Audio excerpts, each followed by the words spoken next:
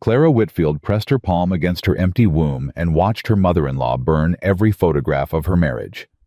3 years of being called barren. 3 years of whispered curses, and now thrown out into the Wyoming winter with nothing but a carpet bag and her shame. But Clara didn't know that 20 miles north, a desperate widower with 5 motherless children was about to change everything she believed about her worth. If you want to see how this broken woman finds her family, subscribe now and follow Clara's journey to the end. Comment your city below. I want to see how far this story travels. The funeral wasn't for her husband. Benjamin Whitfield had been dead for 3 years. No, this funeral was for Clara's place in the only family she had left. Get out! Edna Whitfield's voice cut through the December cold like a skinning knife. She stood in the doorway of the farmhouse Clara had called home for nearly a decade, her black dress billowing in the wind, her eyes harder than the frozen ground. Clara clutched her carpet bag with both hands. "Mother Whitfield, please. It's the dead of winter. At least let me stay until—" "Until what?" Edna stepped forward, and Clara stepped back without thinking. "Until you poison another season in this house. Until you remind me every single day that my son died without an heir because he married a barren mule." The word hit Clara like a physical blow. Barren. She'd heard it 1,000 times, but it never stopped hurting. "I loved Benjamin," Clara whispered. "I was a good wife to him." "You were a curse." Edna's lip curled. 6 years of marriage. 2 babies dead before they drew breath. And then my boy goes down in that mine trying to earn enough money for another doctor, another treatment, another chance to fix what's broken in you. Clara's throat closed. She'd never said it out loud, but she'd thought it. Every night since the accident, she'd thought it. Benjamin died because of her. Because she couldn't do the one thing a wife was supposed to do. "The farm belongs to family." Edna continued, her voice flat and final. "You ain't family. You're just the woman who killed my son." "I didn't." "Get out." Clara looked past Edna into the warm kitchen where she'd cooked 1,000 meals, where she'd kneaded bread and scrubbed floors and tried so hard to be enough. The fire crackled in the hearth, but none of its warmth reached her. "Where am I supposed to go?" "That ain't my concern." Edna began to close the door. "Should have thought about that before you let my grandchildren die inside you." The door slammed shut. The bolt slid home with a sound like a coffin nail. Clara stood on the porch, the wind biting through her thin coat, and felt something inside her crack open. Not break, she'd been broken for years. This was different. This was the last piece of hope she'd been holding on to, finally letting go. She had $17 in her pocket. No family. No friends who would risk Edna's wrath. And a reputation in this town that preceded her like a plague warning. Clara Whitfield, the barren one. Clara Whitfield who buried 2 babies before they lived. Clara Whitfield whose husband died trying to fix her. She picked up her carpet bag and started walking. The town of Miller's Crossing was 3 miles east, but Clara turned north instead. She didn't know why. Maybe because north meant away. Maybe because the wind was at her back that direction. Maybe because she'd heard there was a stagecoach station at Stillwater, and from there she could go somewhere anywhere that didn't know her name. She walked for 2 hours before the cold started winning. Her fingers went numb first, then her toes. The road stretched empty in both directions, nothing but white fields and gray sky, and the kind of silence that made you feel like the last person alive. Clara stopped walking when her legs wouldn't move anymore. This is how it ends, she thought. Frozen on a road to nowhere. Found in spring when the snow melts. And nobody will mourn me. She sank to her knees in the snow, too tired to cry. That's when she heard the wagon. "Whoa, whoa there!" The voice was deep and rough, cutting through Clara's fog. She lifted her head and saw a wagon pulling to a stop, driven by a man in a heavy coat with a hat pulled low against the wind. "Ma'am?" He jumped down before the horses fully stopped. "Ma'am, are you hurt?" Clara tried to answer, but her jaw was shaking too hard to form words. "Lord Almighty." The man crouched in front of her, and Clara saw his face for the first time. Strong jaw, dark eyes, lines around his mouth that spoke of hard years. He wasn't young, but he wasn't old either. Somewhere in between like her. "Can you stand?" Clara shook her head. Honest, at least. "All right, I'm gonna pick you up now. That okay?" She nodded, and before she could prepare herself, strong arms lifted her from the snow. He carried her like she weighed nothing, which wasn't far from the truth. She'd barely eaten in weeks. "Papa!" A small voice came from the wagon bed. "Who's that lady?" "Someone who needs help, Rosie. Scoot over and make room." Clara found herself deposited in the wagon bed surrounded by children. She counted 5 faces staring at her 5 sets of eyes, ranging from curious to suspicious to afraid. "She's real cold, Papa," the littlest one said. A girl maybe 5 with blonde braids and a gap-toothed smile. "Can I give her my blanket?" "That's real kind, sweetheart. Go ahead." A scratchy wool blanket was tucked around Clara's shoulders by small, careful hands. The warmth was so unexpected that tears sprang to her eyes. "Thank you," Clara managed through chattering teeth. "I'm Rosie," the little girl announced. "I'm 5. That's Tommy and Toby, they're twins, but Tommy's got a spot on his face. That's Maggie, she don't talk much. That's Sam, he thinks he's grown. And that's Josie, she's mad at everything." "Rosie," the oldest girl, Josie, spoke sharply. "Hush up." "But I'm just telling her who we are. She didn't ask." Clara looked at Josie and recognized something in the girl's eyes. Anger, yes. But underneath it, fear. The kind of fear that comes from losing something you can't get back. The man climbed back onto the wagon seat and clicked to the horses. "I'm Nathaniel Tucker. Most folks call me Nate. We got a ranch about 4 miles up the road. We'll get you warm there, and then we can figure out where you're headed." Clara opened her mouth to refuse. She wasn't anyone's charity case. She didn't need Miss the middle girl. Maggie had moved closer. 9 years old maybe, with serious eyes and a smudge of charcoal on her fingers. "Your lips are blue."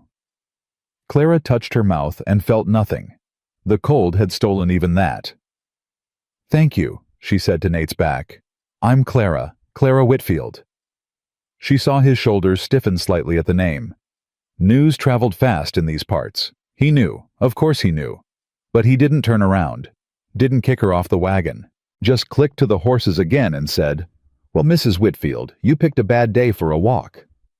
"It's Miss now," Clara said before she could stop herself. "Or it might as well be. My husband's been dead 3 years, and his mother made sure I know I don't belong to that family anymore." Silence from the wagon seat. Then quietly, "I'm sorry to hear that." No judgment in his voice. No pity either. Just simple acknowledgement of a hard truth. Clara pulled the blanket tighter and closed her eyes. She'd rest for just a moment, just until she was warm enough to think straight. Then she'd figure out her next move. She was asleep before they'd gone a 1/4 mile. Clara woke to warmth and the smell of wood smoke. She was lying on a narrow bed in a small room covered with quilts that smelled of cedar and something else, something that reminded her of childhood. Home. "She's awake." Rosie's face appeared above her, grinning. "Papa." "The lady's awake." Clara pushed herself up, her head spinning. Through the doorway she could see a kitchen. A big wooden table. A cast-iron stove. Dishes stacked haphazardly, and 5 children in various states of chaos. Nate Tucker stepped into the doorframe, filling it with his broad shoulders. He'd removed his hat, and Clara could see his hair, now dark, shot through with gray at the temples. Tired eyes. Worried eyes. "How are you feeling?" "Better." Clara swung her legs over the side of the bed. "Thank you for—" "I don't know how to thank you." "No need." He shrugged one shoulder, uncomfortable with gratitude. "Couldn't leave you there to freeze." "Most would have." "Then most are fools." "Bay." He said it simply, like it was obvious. You hungry Josie made stew. It ain't pretty, but it's hot. I'm standing right here, Papa. Josie appeared behind her father, arms crossed. And my stew is fine. Didn't say it wasn't fine, said it wasn't pretty. That don't even make sense. Does to me. Clara watched them bicker with a strange ache in her chest. This was what family looked like. Messy and loud and real. I don't want to impose, she said, standing carefully. The room tilted, then steadied. If you could just point me toward Stillwater, I can... Stillwater's 12 miles. Nate interrupted. And there's another storm coming tonight. You ain't going nowhere until morning at least. Probably not then either if the snow keeps up. But I can't just... You can and you will. His voice was firm, but not unkind. I got 5 kids and a ranch to run. I don't have time to argue about this. You're staying the night. Tomorrow, we'll figure out the rest. Clara looked at him. This stranger who'd pulled her from the snow brought her into his home and was now offering her shelter like it was nothing, like she deserved it. Why? The word came out before she could stop it. Nate tilted his head. Why what? Why are you helping me? You know who I am. You know what people say about me. I know what people say. He leaned against the doorframe, his expression unreadable. I also know people say a lot of things that ain't true. My wife died 3 years ago, and half the county spent the first year telling me I should remarry quick for the children's sake. Other half spent it telling me I was a fool who couldn't raise kids alone. Neither half asked me what I thought or felt, so I stopped listening to what people say. Clara stared at him. In 30 years, she'd never heard a man talk like that. Like other people's opinions were just noise, like he'd made peace with his own judgment and didn't need anyone else's. Now, Nate straightened up. You gonna come eat, or you gonna stand there looking at me like I grew a second head? Clara felt something she hadn't felt in years. She almost smiled. Dinner was chaos. Tommy and Toby fought over the last biscuit until Nate calmly broke it in half. Sam talked with his mouth full about the new calf that was coming in spring. Maggie drew pictures on the table with her finger lost in her own world. Rosie asked Clara 17 questions in 3 minutes. Where did she come from? Did she have any pets? What was her favorite color? Could she braid hair? And Josie watched, silent, suspicious, waiting for Clara to make a wrong move. Clara answered. Rosie's questions complimented the stew, even though it was oversalted, and tried to make herself small. Invisible. A guest who wouldn't overstay her welcome. But she couldn't stop noticing things. The stack of mending in the corner growing like a textile tumor. The layer of dust on the mantel. The way Nate winced when he stood up, his back clearly aching. The exhaustion around Josie's eyes that no 14-year-old should carry. This family was drowning, slowly, quietly, in the everyday work of staying alive. After dinner, Clara stood to help clear the dishes, but Josie stepped in front of her. I got it. I don't mind helping. I said I got it. Their eyes met. Josie's were hard, defensive, a wall built brick by brick from grief. Clara recognized that wall. She'd built one just like it. All right, Clara said softly. Thank you for dinner. Josie didn't answer, just started collecting plates with movements that were efficient but tired. So tired. Nate appeared at Clara's elbow. Don't take it personal. She's had a hard time since her mother passed. She blames herself. The words were out before Clara could think better of them. For something. I can see it in how she moves, like she's carrying something too heavy. Nate went very still. When he spoke, his voice was rough. She was there. When my wife, Josie was the one who held her hand. She was 11 years old and she watched her mother die, and there wasn't a damn thing anyone could do. Clara's heart clenched. I'm sorry. Me too. He ran a hand through his hair. I keep thinking it'll get better with time. It don't seem to. Time doesn't heal. It just teaches you how to carry the weight differently. Nate looked at her, really looked like he was seeing past the surface to something deeper. That sounds like experience talking. Clara thought about her 2 lost babies, about Benjamin's body brought up from the mine, about Edna's door slamming in her face. It is. They stood there for a moment, 2 broken people recognizing something familiar in each other. Then Rosie tugged on Clara's skirt. Miss Clara, will you tell me a bedtime story? Papa only knows one, and I'm real tired of hearing about the bear. Hey now, Nate protested. That bear story is a classic. It's the same every time. Clara knelt down to Rosie's level. The little girl's face was open and trusting, nothing like her oldest sister's. She hadn't learned yet that people leave, that love doesn't protect you from loss. I'd be happy to tell you a story, Clara said, but only if your papa says it's okay. Rosie whirled around. Papa, can she please, please, please? Nate's eyes met Clara's over his daughter's head. There was something there. Gratitude maybe, or surprise, or the beginning of something else entirely. I reckon that'd be fine, he said. Go get in your nightgown, and Miss Clara will come up in a few minutes. Rosie squealed and dashed toward the stairs, nearly bowling over Tommy in the process. You don't have to, Nate said quietly. She'd understand if you're too tired. I'm not too tired. Clara stood up. Honestly, it's been a long time since anyone wanted anything from me. It feels good. Nate nodded slowly. Then I'm grateful.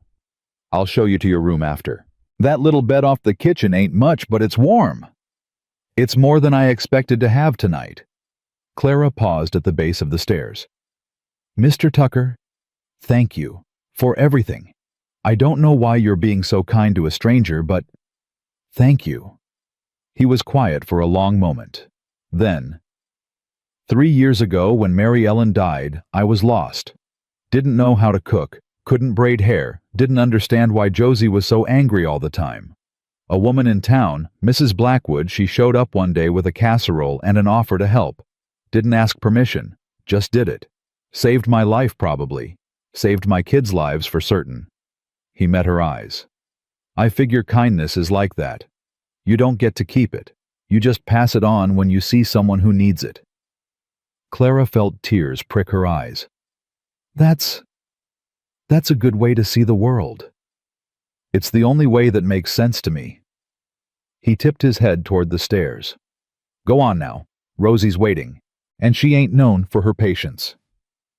Clara told Rosie a story about a princess who lived in a tower, not because she was trapped, but because she was building something.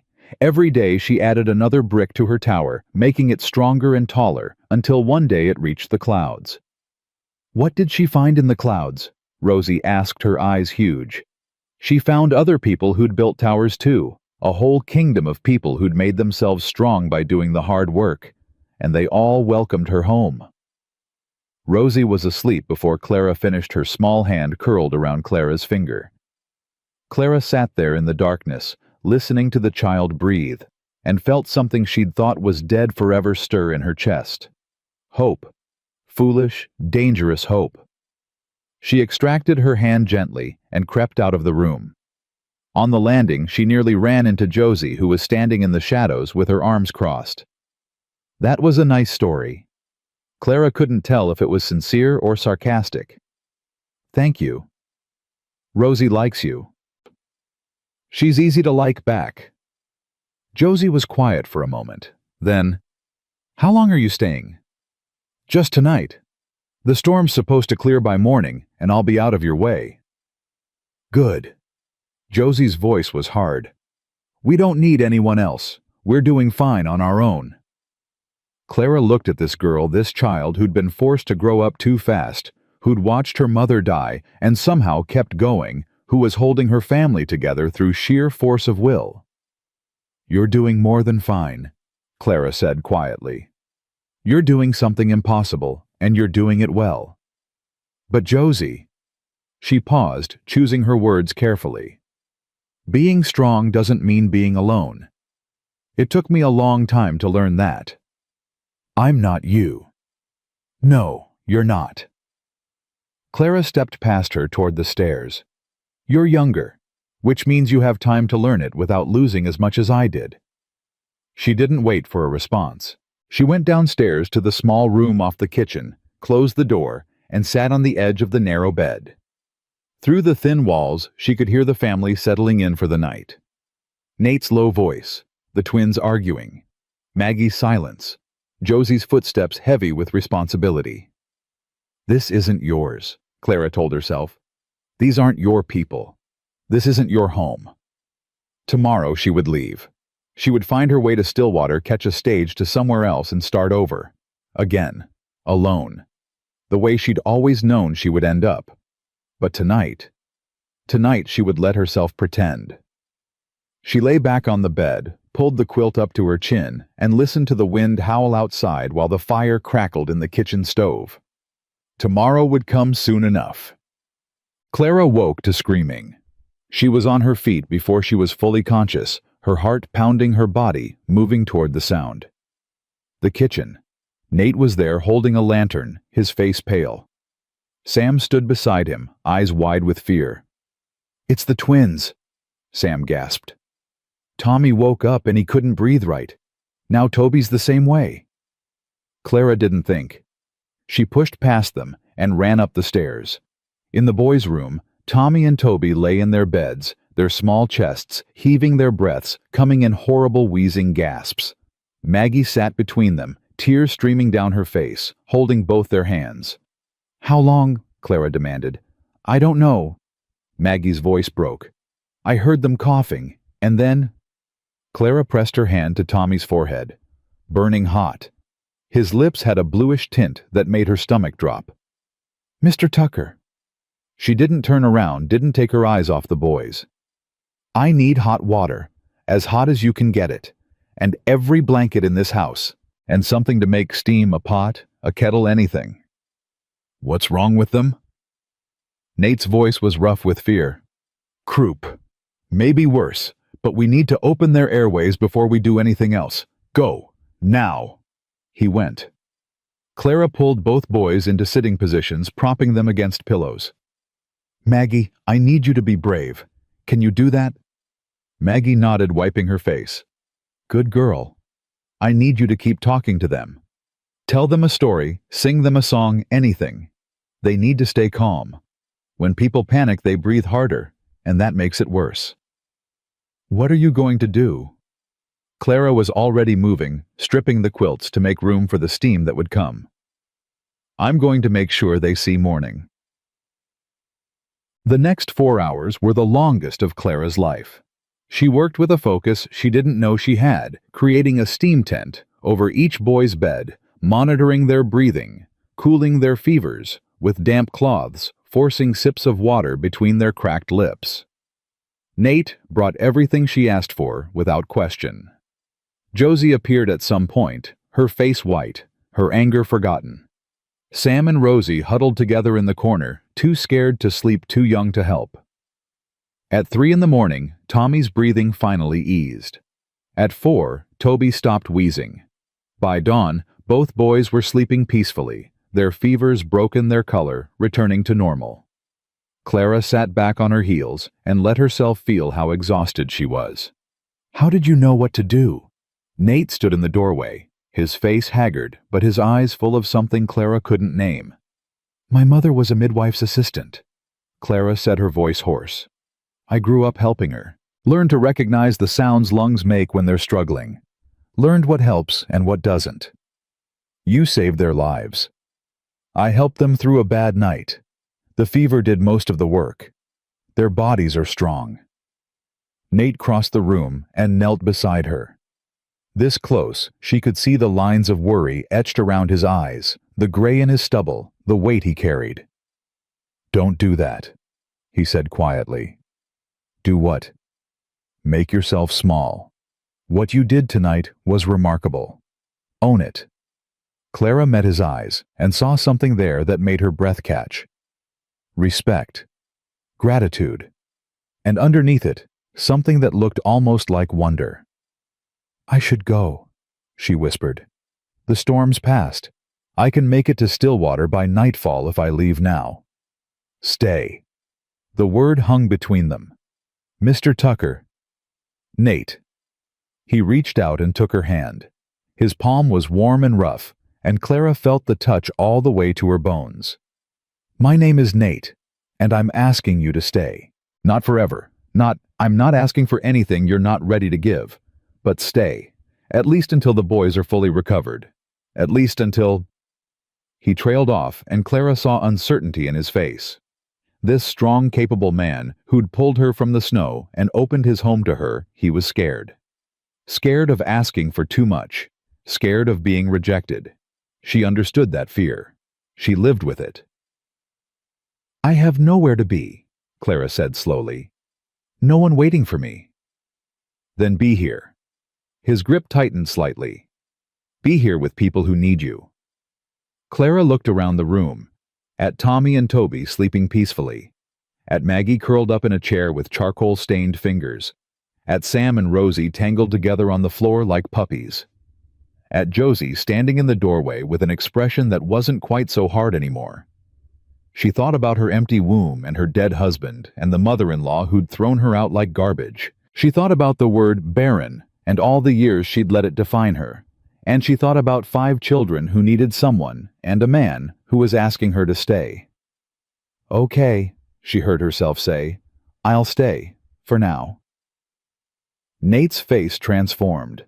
Not quite a smile, he was too tired for that, but something close to it.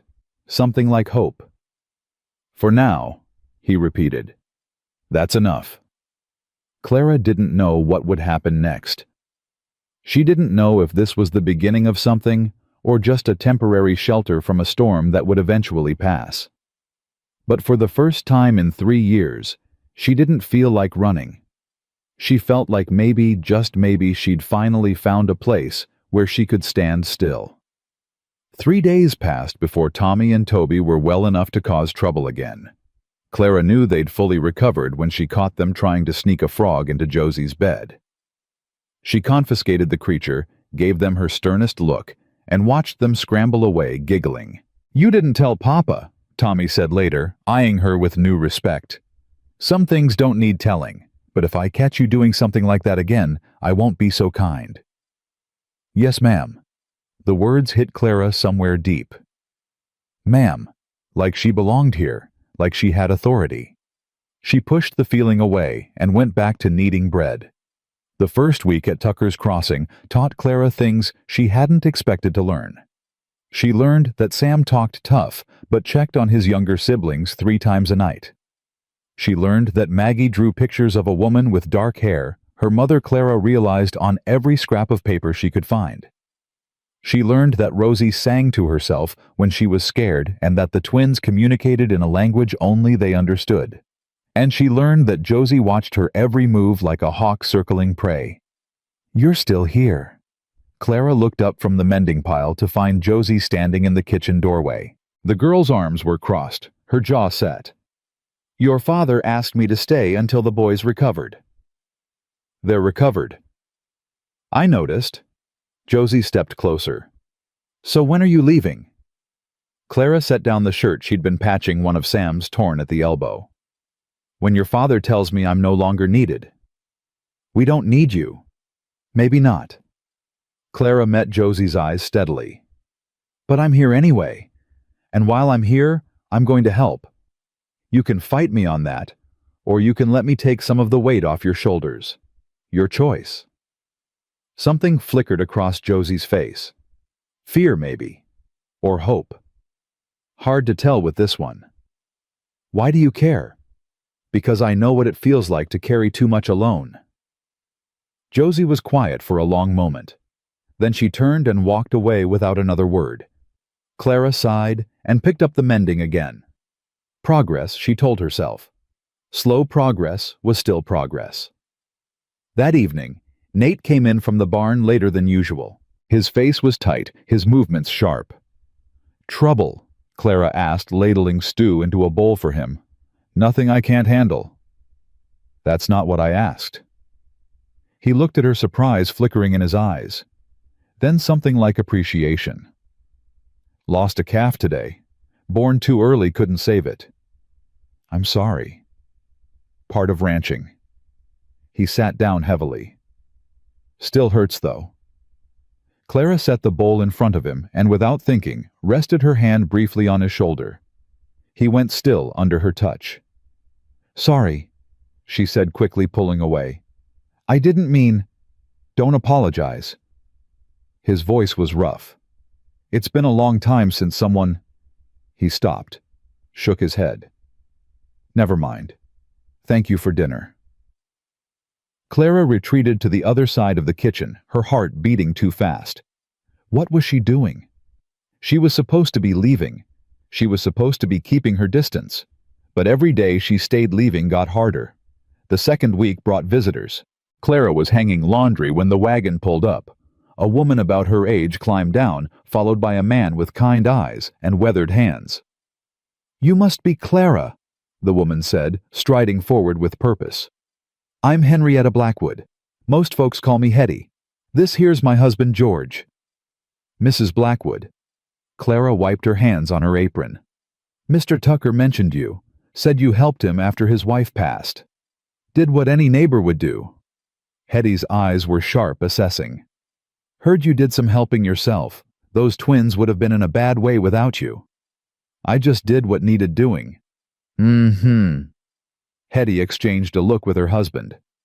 That's what good people say. Bad ones talk about how much they sacrificed. George tipped his hat to Clara. I'll go find Nate. Got some things to discuss about the cattle situation. After he left, Hetty turned back to Clara with an expression that was half smile, half interrogation. So, you planning to stick around? I'm not sure yet. But you want to? Clara felt heat rise to her cheeks. I don't know what I want. I think you do. Hetty's voice softened. I also think you're scared to admit it. Can't blame you for that. Life's taught you that wanting things leads to losing them. You don't know anything about my life. I know you were married to Benjamin Whitfield. I know you lost 2 babies before they drew breath. I know his mother blamed you for all of it and threw you out into the cold. Hetty held up a hand when Clara opened her mouth. Small towns, honey. Word travels. Clara's throat tightened. Then you know I'm not... I can't... Can't what? Can't be useful. Can't matter. Hetty stepped closer. Let me tell you something about Nate Tucker. That man loved his wife with everything he had. When she died, part of him died too. I've watched him these past 3 years going through the motions, keeping his children alive, but barely keeping himself alive. She paused, her eyes intent on Clara's face. And then you showed up. And for the first time since Mary Ellen passed, I see something in his eyes that looks like living instead of just surviving. Clara shook her head. You're reading too much into it. He's just grateful I helped with the boys. Maybe. Or maybe you're too scared to see what's right in front of you. Hetty smiled. I'll leave you to your laundry. But think about what I said. Clara did think about it. She thought about it while she finished the laundry, while she made dinner, while she helped Rosie with her letters. She thought about it until thinking became too dangerous, and then she tried to stop. She wasn't very successful. The 3rd week brought the first real test. Clara was in the general store in Stillwater buying supplies she couldn't make at the ranch. Nate had driven her in, then gone to the feed store with Sam and the twins, leaving her to shop in peace. Peace lasted about 5 minutes. Well, Clara Whitfield. Clara's stomach dropped at the voice. She turned to find a man in a fine wool coat watching her, his smile thin as a knife blade. Do I know you? Not yet, but I know you. He removed his hat, revealing slicked back hair and eyes that calculated everything they saw. Cornelius Wade. I own the bank here in Stillwater, among other things. Mr. Wade. Clara kept her voice neutral. Can I help you with something? I was about to ask you the same thing. He moved closer, and Clara resisted the urge to step back. Word is, you've been staying out at Tucker's Crossing, helping with the children. Word travels fast. It does when the subject is interesting. His smile widened, but didn't warm. A widow, living with a widower. 5 children between them. It's quite the story. It's not a story, it's a job. Is it? Wade's eyes traveled over her in a way that made her skin crawl. Because from where I stand, it looks like something else entirely, something that might concern decent folk. Clara felt the familiar shame trying to rise up. The voice that said she was wrong, she was broken, she didn't deserve to take up space. She pushed it down. What concerns decent folk? She said, her voice steady. Is usually their own business. I'd recommend you focus on yours. Wade's expression flickered surprise, then something darker. Careful, Mrs. Whitfield. You're new here. You don't know how things work. I know how respect works. And I know when someone's not showing it. She turned her back on him and continued shopping, her hands trembling slightly. She could feel his eyes on her, but she didn't turn around. When Nate found her 20 minutes later, she was standing by the wagon, gripping the supply list so hard it was crumpling. Clara, what's wrong? Nothing. She forced a smile. Just ready to get back. He studied her face for a long moment. Someone say something to you? Why would you think that? Because you've got that look, the one you had when I found you on the road. His jaw tightened. Who was it? It doesn't matter. It matters to me. The words hung between them. Clara looked at this man, this good, tired, stubborn man, and felt something crack inside her. Cornelius Wade, she said quietly. He made some insinuations about me staying at your ranch, about what that might look like to decent folk. Nate's expression went cold in a way she'd never seen before. Wade, you know him. I know he's been trying to buy my land for 2 years. I know he'd say anything to make my life harder. Nate moved closer, his voice low and fierce. Clara, listen to me. Whatever he said, whatever he implied, it doesn't matter. You are not what small-minded people say about you. But what if they're right? What if me being there is hurting your reputation, your children's? My children are better off since you arrived than they've been in 3 years. My house is cleaner, my pantry's fuller, and for the first time since Mary Ellen died, there's laughter at dinner. If that's what people want to judge, let them judge. Clara stared at him, her heart pounding. You don't care what they think. I care about what's true. And what's true is that you're the best thing that's happened to my family in a long time. She didn't know who moved first. Maybe they both did. But suddenly his hand was covering hers on the wagon rail, warm and solid, and Clara forgot how to breathe. Come home, Nate said softly. Don't let Wade win. Home. He'd called it home. Clara nodded, not trusting her voice. They didn't speak on the drive back, but something had shifted. Something that couldn't be unshifted. That night, Clara lay awake in her small room, listening to the wind and thinking about the word home. She'd had a home once, or thought she did, but Edna had proven how quickly that could be taken away. Could she trust this? Could she trust him? A knock on her door made her sit up. Clara? Josie's voice, small and uncertain. Can I come in? Of course. The door opened, and Josie slipped inside. She looked younger in her nightgown, her hair loose around her shoulders, more like the child she still was. I can't sleep. Bad dreams. Josie nodded, then hesitated. Can I sit with you for a minute? Clara's heart clenched. Come here. Josie crossed the room and sat on the edge of the bed. For a moment, neither of them spoke. I heard what you did, Josie finally said. In town, standing up to Mr. Wade. How did you? Sam told me. He was in the feed store when Papa found out. He said Papa looked like he was ready to kill someone. Clara sighed. I shouldn't have made a scene. It just made things worse.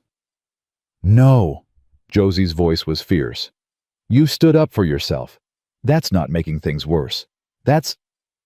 She trailed off, struggling for words. Mama never did that. She always just smiled and let people say whatever they wanted. I used to wish she'd fight back. Clara looked at this girl, this angry, grieving, fierce girl, and saw something she recognized. Your mama had her own kind of strength, Clara said gently. There's more than one way to be strong. I know, but... Josie picked at the quilt. I like your way better. It was the closest thing to approval Clara had gotten from her. She treasured it. Josie, can I ask you something? The girl tensed. What?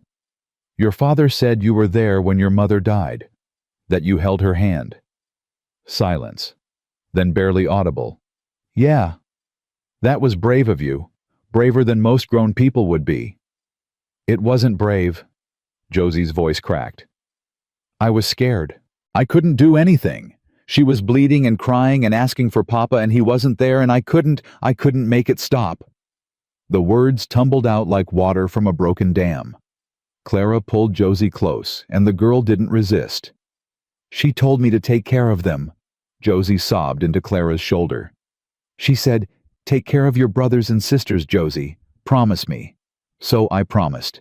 And I've been trying so hard, but it's so hard, and I don't know how to do it right, and everyone keeps needing things from me. Oh, sweetheart. Clara held her tighter. You've been doing an impossible job, and you've been doing it alone. That ends now. Josie pulled back, her face wet. What do you mean? I mean you don't have to carry it all anymore. I'm here, and I'm not going anywhere. The words surprised Clara as much as they surprised Josie. But as soon as she said them, she knew they were true. You're staying. Josie's voice was small, hopeful. If you want me to. Josie was quiet for a long moment. Then she nodded. I think I do. Clara felt tears prick her own eyes. Then I'll stay. After Josie left, Clara sat in the darkness and realized something had changed. Not just between her and Josie, but inside herself. For 3 years, she'd been running from the word barren, letting it define her, letting it tell her she was worthless. But here in this house full of motherless children and a man who looked at her like she mattered, she was starting to wonder if maybe, just maybe, worth wasn't about what you could produce. Maybe it was about what you could give. The 4th week brought danger. It started with a letter. Nate came in from town with a face like thunder, a crumpled paper in his fist. The children scattered at his expression, sensing adult trouble. What is it? Clara asked when they were alone. He handed her the letter without a word. Clara read it twice before the meaning sank in. He can't do this, she breathed. He can't just, he can, and he is. Nate's voice was flat, controlled, but Clara could see the fear underneath. Wade owns the bank, and he's calling in my loan. Full payment due in 30 days. But that's how much do you owe? More than I have. More than the ranch is worth if I sell the cattle. He sat down heavily, his head in his hands. I've been barely making payments since Mary Ellen died. Medical bills, funeral costs, trying to keep the children fed and clothed. I'm 3 months behind. Clara looked at the letter again. The language was formal, legal, merciless. This is because of me, she said. Because I stood up to him in the store. He's punishing you for... This is because Wade wants my land and doesn't care who he hurts to get it. Nate lifted his head. Don't you dare blame yourself. But if I hadn't... Clara. He stood and crossed to her, taking her hands. Wade has been circling this ranch like a vulture for years. He would have found another excuse. This isn't your fault. What are you going to do? I don't know yet. He squeezed her hands. But I'll figure something out. I always do. Clara wanted to believe him. But she saw the fear he was trying to hide, and she knew this was different. This time, there might not be a way out. That night, Clara sat at the kitchen table long after everyone else had gone to bed. She spread out the ranch's accounts Nate had shown her where they were kept, and studied the numbers until they blurred. The situation was worse than she'd feared. Even if they sold everything that wasn't essential, they'd still be short. Wade had them trapped. Unless... Clara's mind went to the $17 she still had in her carpet bag. A pittance. Worthless against a debt this size. But she had something else. Something she'd forgotten about until now. Her mother's ring. It was the only thing of value she'd taken from Edna's house. A simple gold band with a small diamond passed down through 3 generations. Clara had kept it hidden, unable to let go of this last piece of her past. It wouldn't be enough either, but it might buy them time. Might give Nate a chance to find another way. Clara made her decision before she could talk herself out of it. The next morning, she asked George Blackwood to take her to Stillwater. Hetty came too, asking questions Clara didn't answer. The jeweler studied the ring for a long moment. "Nice piece. Good quality. I can give you $40. Clara's heart sank. "That's all? That's more than fair, ma'am." $40. Not nearly enough. "I'll take it," she said anyway. It was better than nothing. Back in the wagon, Hetty finally asked, "What was that about?" "The Tuckers are in trouble. Wade called in their loan." "Lord have mercy." Hetty's face went pale. "How bad?" "Bad enough." Clara clutched the $40 like a lifeline. "This won't fix it, but maybe it'll help." "Clara," Hetty's voice was serious, "what you just did selling your mother's ring, that's not nothing. That's everything." "It's not enough."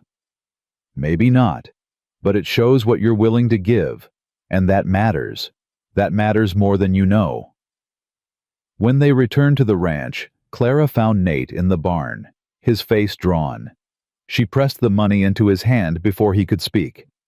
"What's this?" $40. "I know it's not much, but where did this come from?" Clara hesitated. Then, "I sold something. It doesn't matter what." Nate stared at her.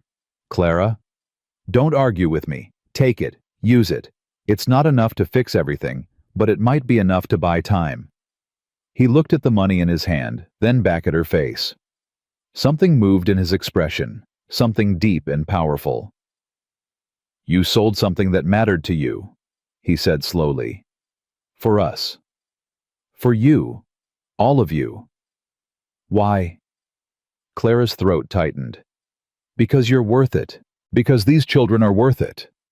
Because for the first time in 3 years, I feel like I have a purpose. And I'll be damned if I let Cornelius Wade take that away." Nate stepped closer.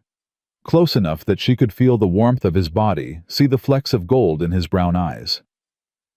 "Clara Whitfield," he said softly, "you are the most stubborn, generous, infuriating woman I have ever met.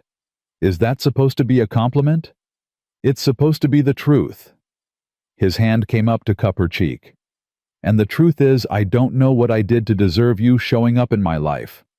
But I thank God every day that you did." Clara's heart hammered against her ribs. "Nate!" "I know it's too soon. I know you're still healing. I know there are 100 reasons why this is a bad idea." His thumb traced her cheekbone. "But I need you to know that you've become important to me. Not just as someone who helps with the children. Important to me. Personally." Clara's eyes filled with tears. "You don't know everything about me. You don't know why my husband left, why his mother threw me out. I know enough. You don't know that I can't have children, that I'm barren, that every baby I tried to carry died before." He kissed her. It wasn't gentle or questioning. It was fierce and certain, like he was trying to prove something.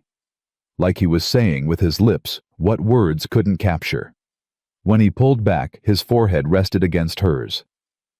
"I don't need more children," he said roughly. "I have 5. What I need is you, just you, if you'll have me." Clara was crying now, tears streaming down her face. "How can you say that? How can you not care about—" "Because I've buried a wife and a baby in the same week. Because I know what real loss looks like. And I know that having you here alive, present, choosing to stay, That's worth more than any child you might or might not give me." He pulled back to look at her, his eyes fierce. "You are not broken, Clara. You are not worthless. You are not a curse. You are a blessing. And I will spend the rest of my life proving that to you if you'll let me." Clara couldn't speak. 3 years of shame, of self-hatred, of believing she wasn't enough, and this man was standing here telling her she was everything. "Okay," she whispered. "Okay what?" "Okay, I'll let you." She laughed through her tears. "I'll let you try to prove it." Nate's smile was like sunrise after a long night. He pulled her close, and Clara let herself be held. Behind them, unnoticed, Josie stood in the barn doorway.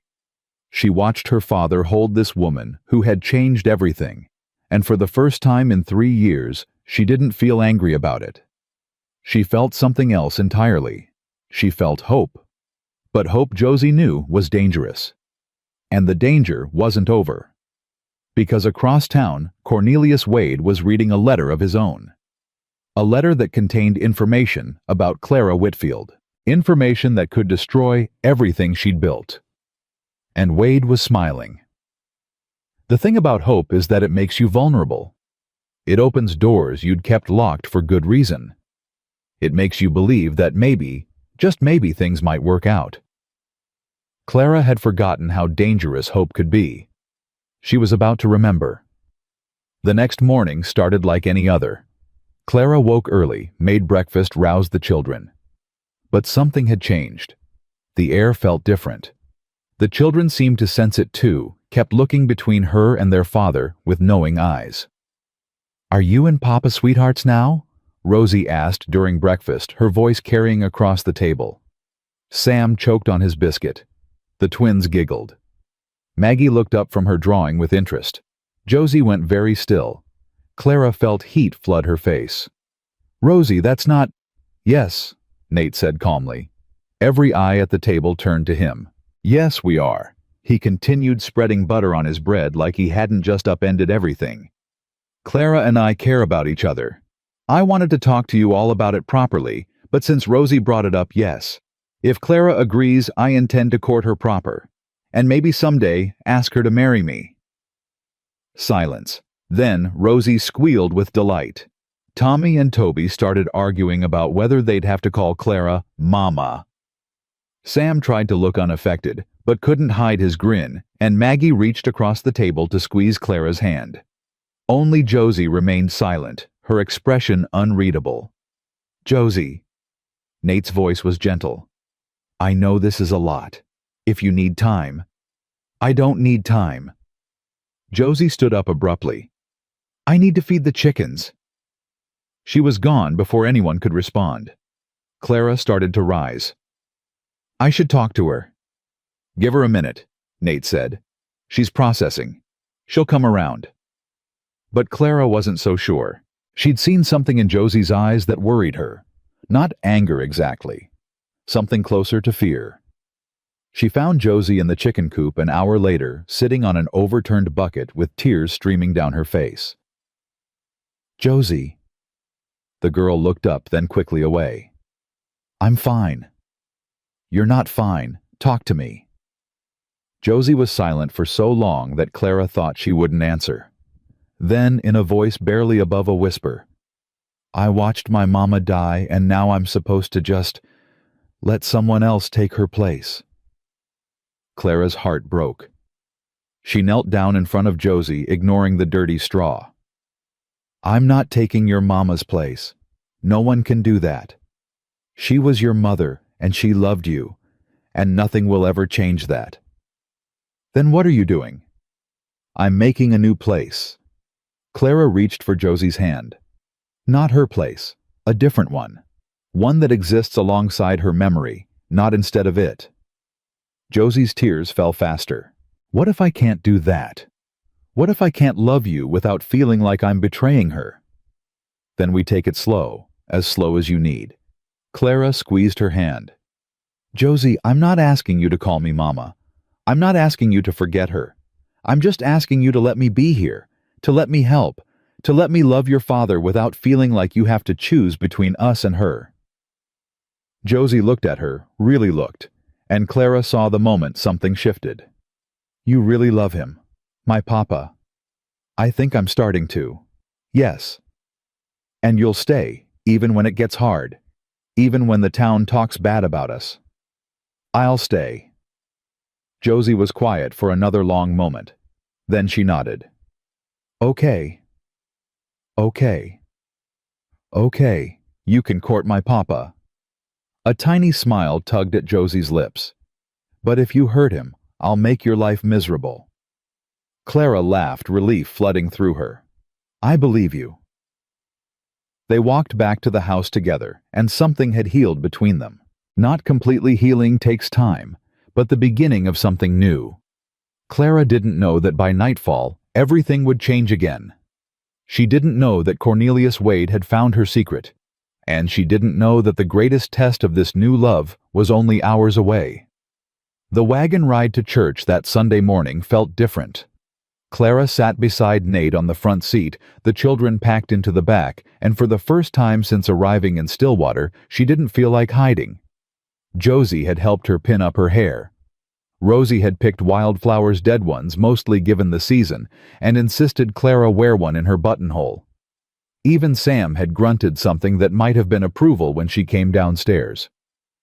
You look nervous, Nate said quietly, keeping his eyes on the road. I am nervous. Don't be. You're with me. Clara wanted to believe that was enough. She wanted to believe that love could shield her from the whispers, the stares, the judgment.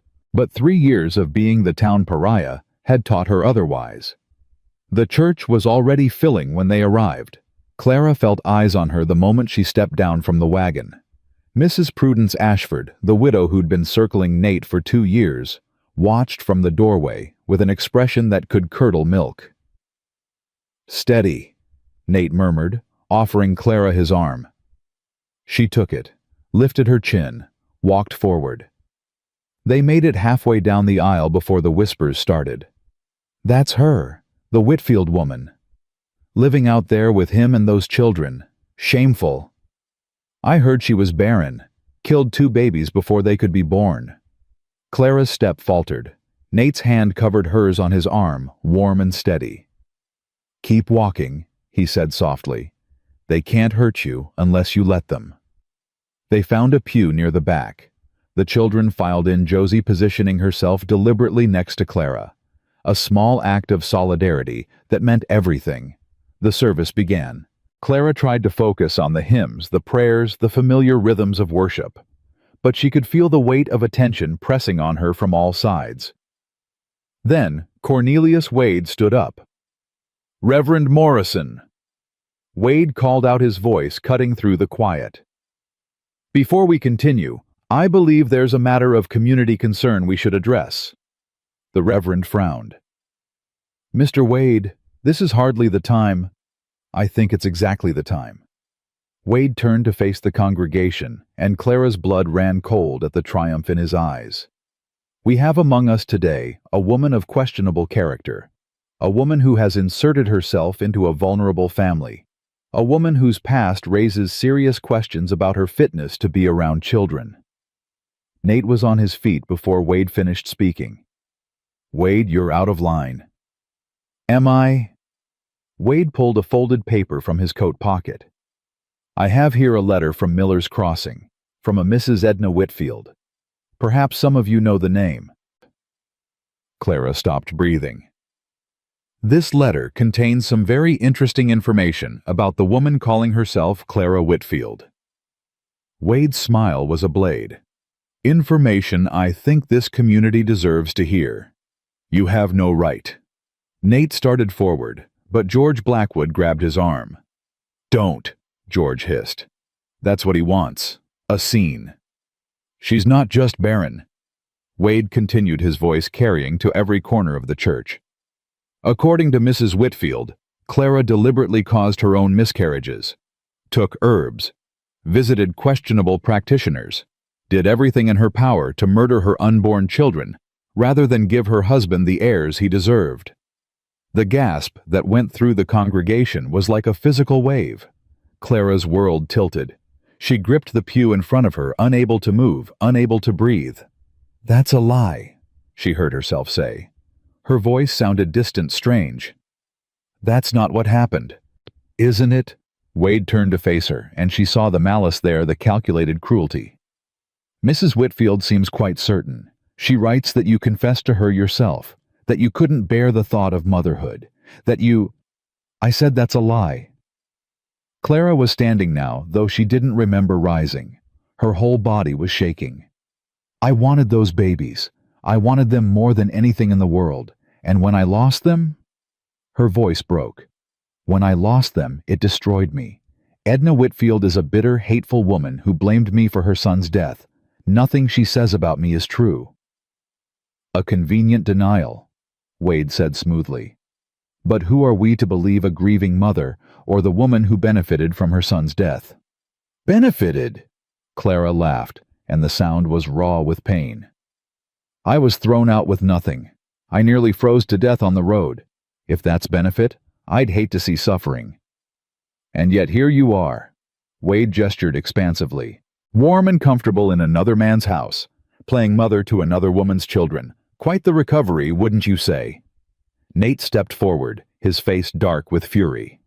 "That's enough." "Is it? I'm simply asking questions, Mr. Tucker. Questions this community has a right to ask." Wade's eyes glittered. "After all, you're an unmarried man with 5 impressionable children. Surely you want to know the true character of the woman sharing your home." "I know her character," Nate said, his voice low and dangerous. "I know it better than you know your own. And I know that you're a snake who'd destroy anyone who stands in your way. Careful, Tucker. Slander is actionable.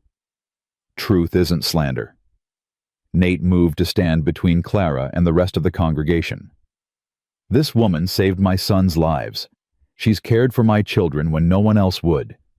She's shown more kindness and strength in the few months she's been with us than you've shown in your entire miserable life." "Pretty words," Wade said, "but they don't change the facts. The facts are that you have an unmarried woman of dubious moral character living under your roof. The facts are that your children are being raised by someone who may have murdered her own." Nate's fist connected with Wade's jaw before anyone could react. Wade went down hard, crashing into a pew. Women screamed. Men shouted. The Reverend called for order that nobody heeded. "Papa!" Josie's voice cut through the chaos. Nate stood over Wade, his chest heaving, his knuckles bloody. "You say one more word about her, and I'll finish what I started." Wade touched his split lip, looked at the blood on his fingers, and smiled. "Assault," he said softly. "In front of witnesses. In a house of God." His smile widened. "Thank you, Tucker. You just made this much easier." Clara grabbed Nate's arm. "We need to go. Now." He let her pull him away, but his eyes never left Wade's face. The hatred there was mutual, absolute. They made it outside before Clara's legs gave out. She sank onto the church steps, her whole body shaking. The children surrounded her, their faces frightened and confused. "Is it true?" Sam's voice was small. "What that man said. Did you really? No." Clara looked up at him, at all of them. "I never hurt my babies. I wanted them. I loved them. And when they died inside me, it was the worst thing that ever happened to me." "Then why did that lady say you did?" Rosie asked. "Because she needed someone to blame. And I was easy to blame." Nate crouched down in front of her. "Clara, look at me." She did. His face was fierce, protective, certain. "I believe you. Do you understand? I believe you. What that woman wrote, what Wade said, none of it matters. I know who you are. But the town can go hang." He took her hands. "We're going home. All of us. Together. And we're going to figure this out. But I'm not letting you go. Not now, not ever." Clara wanted to believe him. God, she wanted to believe. But she'd seen the faces in that church, the shock, the disgust, the readiness to believe the worst. Some stains couldn't be washed away. The ride home was silent. Even Rosie, usually irrepressible, stayed quiet, sensing the gravity of what had happened. When they reached the ranch, Clara went straight to her room. She needed to think. Needed to figure out what to do next. But thinking was impossible. Every time she closed her eyes, she saw Wade's triumphant smile. Heard the whispers, spreading like wildfire. A knock on the door. "Clara?" Josie's voice. "Can I come in?" "Yes." The girl slipped inside, her face pale but determined. "I don't believe what that man said."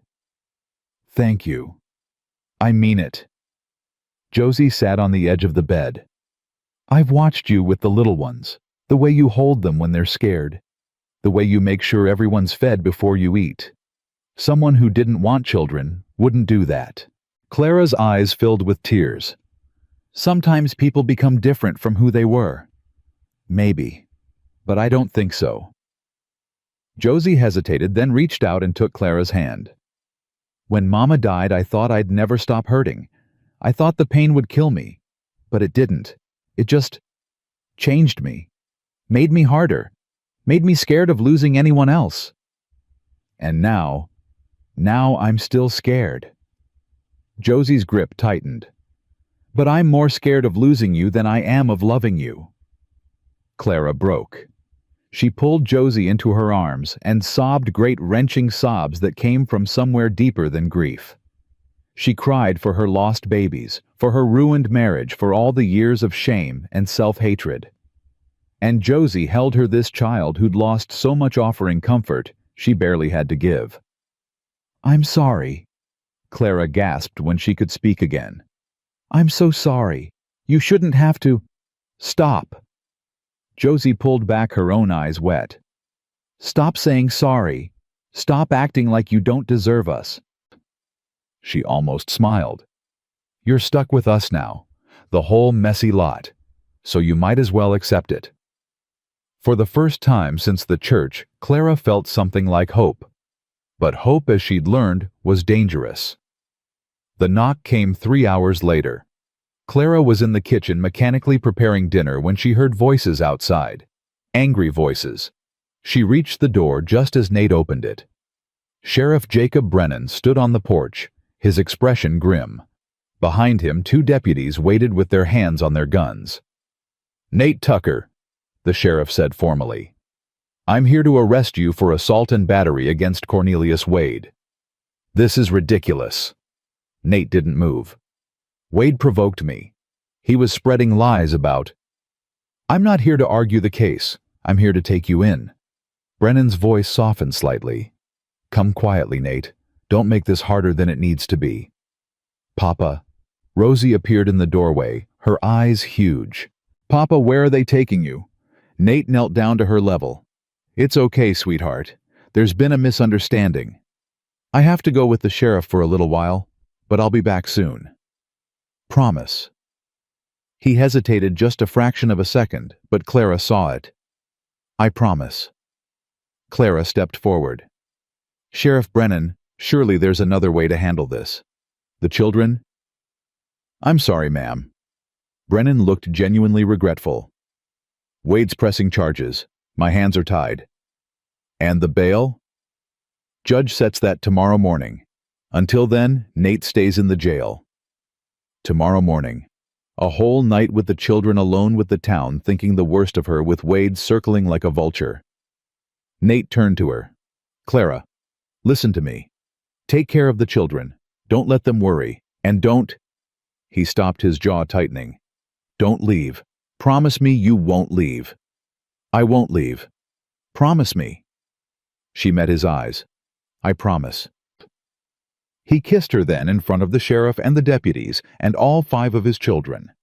A hard, desperate kiss that said everything words couldn't. Then he let them take him away. Clara stood on the porch watching the wagon disappear down the road and felt the weight of 5 pairs of eyes on her back. She turned to face them. Tommy and Toby looked scared. Sam looked angry. Maggie was crying silently. Rosie clung to Josie's hand, trembling. And Josie looked at Clara with something like faith. "What do we do now?" Sam asked, his voice rough. Clara took a breath. Now we eat dinner. We do evening chores. We get ready for bed. And tomorrow, we figure out how to bring your papa home. But how? Tommy's voice cracked. That man's got the whole town against us. Maybe. But he doesn't have us. Clara squared her shoulders.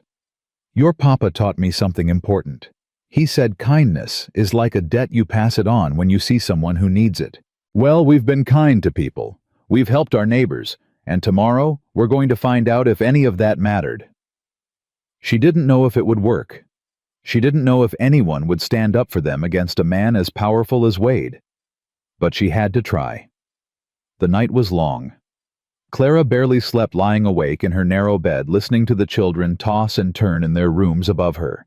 Every creak of the house made her heart race. Every gust of wind sounded like approaching hoofbeats. At dawn, she was already dressed when Josie came downstairs. You're going to town, Josie said. It wasn't a question. Yes, to the bail hearing. I'm coming with you. Someone needs to stay with the children. Sam can do it. Josie's jaw set in a way that reminded Clara powerfully of Nate. I'm coming. Clara didn't argue. She understood the need to do something, anything, when the people you loved were in danger. They left Sam in charge with strict instructions, took the wagon, and headed for Stillwater. The town was busier than usual. Word had spread about yesterday's scene in the church, and people had come from miles around to see what would happen next. Clara felt their eyes on her as she drove down the main street. Some hostile, some curious, a few surprisingly sympathetic. Ignore them, Josie muttered. I'm trying. The courthouse was a simple wooden building near the center of town. Clara tied up the horses and helped Josie down, and together they walked inside. The room was packed. Wade sat in the front row, a smug smile on his bruised face. Mrs. Ashford sat beside him, practically preening with satisfaction. Half the church congregation seemed to be present, along with ranchers and townspeople Clara had never seen before. And there, at the front of the room, stood Nate. He was unshaved, his clothes wrinkled from a night in jail.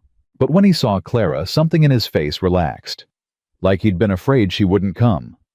She pushed through the crowd until she reached the front row, took a seat directly across from Wade, held his stare without flinching. Wade's smile flickered. The judge entered, an older man named Harrison, who looked like he'd rather be anywhere else. He called the court to order and read the charges. Mr. Wade, Harrison said, you've alleged that Nathaniel Tucker assaulted you in the First Presbyterian Church yesterday morning. Is that correct? It is, Your Honor. Wade touched his bruised jaw theatrically. Without provocation, in front of the entire congregation. Without provocation. Clara heard herself speak before she could stop. Your Honor, that's a lie. The courtroom buzzed. Harrison banged his gavel. Ma'am, you'll have your chance to speak. Right now I'm hearing from the complainant. Wade continued painting himself as an innocent victim attacked by a violent man. Clara's hands clenched so hard her nails drew blood. When Wade finished, Harrison turned to Nate. Mr. Tucker, how do you answer these charges? I hit him. Nate's voice was calm. I'm not going to lie about it. But he was spreading vicious lies about Miss Whitfield in front of the whole congregation. Lies designed to destroy her reputation and hurt my family. So you admit to the assault. I admit to defending a woman's honor against a man who has none. More murmuring. Harrison looked pained. Be that as it may. Mr. Tucker, we can't have citizens taking the law into their own hands. The court finds sufficient cause to... Your Honor. Everyone turned. Hetty Blackwood was on her feet, her face flushed. Your Honor, before you rule, there's something this court needs to hear. Harrison sighed. Mrs. Blackwood, this is highly irregular. I know, but it's important. Hetty moved to the front of the room, ignoring Wade's glare. This court is about to punish a man for defending a woman against slander, But no one's asked whether the slander was true. That's not the issue, Wade started. It is exactly the issue. Hetty's voice rang out. Mr. Wade read a letter from Edna Whitfield claiming that Clara deliberately harmed her unborn children. I have here a letter of my own. She pulled a folded paper from her pocket. This is from Dr. Samuel Moore of Miller's Crossing. He was the physician who attended Clara Whitfield during both of her pregnancies. Hetty unfolded the letter. He writes that Clara suffered from a condition of the womb that made carrying children to term nearly impossible. Not a choice. Not herbs or questionable practitioners. A medical condition. The courtroom went silent. He further writes that Clara nearly died during her second miscarriage. That she begged him to save her baby, even if it meant her own death. Does that sound like a woman who wanted to harm her children? Clara was crying. She couldn't stop. The truth she'd been too ashamed to tell anyone, was finally being spoken out loud. Hetty turned to face Wade. Mr. Cornelius Wade took a grieving mother's hatred and weaponized it. He didn't care whether the accusations were true. He only cared about destroying a family that stood in his way. This is outrageous, Wade sputtered. I was acting on information I believed to be accurate. You were acting on your own greed. George Blackwood stood up from the crowd. You've been trying to get Tucker's land for years. When you couldn't buy it, you decided to destroy the man instead. More voices joined in. Clara watched stunned as neighbors she barely knew rose to defend her. Clara Whitfield helped my daughter through a difficult birth, one woman called out. She wouldn't take payment. She gave my family food when we had nothing, another voice said. Never asked for anything in return. She saved the Tucker boys from croup, someone else added. Sat up 3 nights straight. That's not what a heartless woman does. Wade's face had gone pale. His smugness was cracking. Judge Harrison banged his gavel. Order, order. When the room finally quieted, he looked at Wade with something like disgust. Mr. Wade, it appears your evidence may not be as reliable as you claimed. Your Honor, this is a coordinated attack on my character. Your character attacked itself. Harrison turned to Nate. Mr. Tucker, while I can't condone violence, I understand the provocation. The assault charge is reduced to disorderly conduct. Fine of $5 time served. You're free to go. Clara let out a sob of relief. Josie grabbed her hand, squeezing tight, but Harrison wasn't finished. Furthermore, he continued, his voice hardening, I'm opening an investigation into Mr. Wade's banking practices. There have been complaints about predatory lending and unfair foreclosures. It's time someone looked into them. Wade shot to his feet. You can't do that, I have rights. So do the families you've destroyed. Harrison's gavel came down one final time. Court is adjourned. The next few minutes were chaos. People crowded around Clara and Nate offering congratulations and apologies. Wade pushed through the crowd and disappeared, his face twisted with fury. Clara barely registered any of it. All she could see was Nate pushing through the crowd toward her, his eyes locked on hers. When he reached her, he didn't speak. He just pulled her into his arms and held her like he'd never let go. I told you, he murmured into her hair. I told you the town would come around. I didn't believe you. I know. He pulled back to look at her face. Believe me now. Clara laughed through her tears. I'm trying. They walked out of the courthouse together into the pale winter sunshine. The children would be waiting. There was work to do, problems still to solve. But for this moment, Clara let herself feel it. Joy. Relief. Something that felt like belonging. She had found her family. Against all odds, against all expectations, she had found where she belonged. What she didn't know, what none of them knew, was that Wade wasn't finished, and his next move would put them all in danger. The ride home should have been triumphant. It was for the first mile or so. Josie chattered about the trial, replaying favorite moments, imitating Wade's stunned expression. Then they crested the hill overlooking the ranch and saw the smoke. Clara's heart stopped. "Papa!" Josie screamed. "The barn!" Nate was already urging the horses faster, the wagon bouncing dangerously over the frozen ruts. Clara gripped the seat, her mind racing. The children were in there. Sam was supposed to be watching them, but Sam was only 11. They reached the yard to find Sam trying desperately to pump water into a bucket, his face streaked with tears and soot. "Sam!" Nate jumped from the wagon before it stopped. "Where are the others?" "Inside, Papa. They're inside. I tried to get them out, but the smoke—" Nate was already running. Clara leaped down and grabbed Sam's shoulders. "Sam, listen to me. Which room?" "Upstairs. Maggie and Rosie were napping. Tommy and Toby went up to get them, but they didn't come back." Clara ran. The front door was open, smoke pouring out in thick waves. Clara pulled her shawl over her nose and plunged inside. She couldn't see, couldn't breathe. The smoke was everywhere, filling her lungs, burning her eyes. "Rosie!" she screamed. "Tommy, Toby!" A cough from above. Small voices crying. Clara found the stairs by memory and started climbing. The smoke was thicker up here, the heat more intense. Somewhere to her left, flames crackled. "Clara!" Nate's voice behind her. He caught up, grabbed her arm. "Together!" he gasped. "The boys' room!" They found them, huddled in the corner, all four of them. Tommy had Rosie pressed against his chest. Toby was shielding Maggie. They'd blocked the door with a blanket, trying to keep the smoke out. "Papa!" Rosie sobbed. "Papa, I'm scared. I've got you, baby. Come on!" Nate scooped up Rosie and Maggie. "Clara, take the boys." Clara grabbed Tommy and Toby's hands. "Hold on to me. Don't let go. No matter what, don't let go." They made it to the stairs. The smoke was blinding now, the heat unbearable.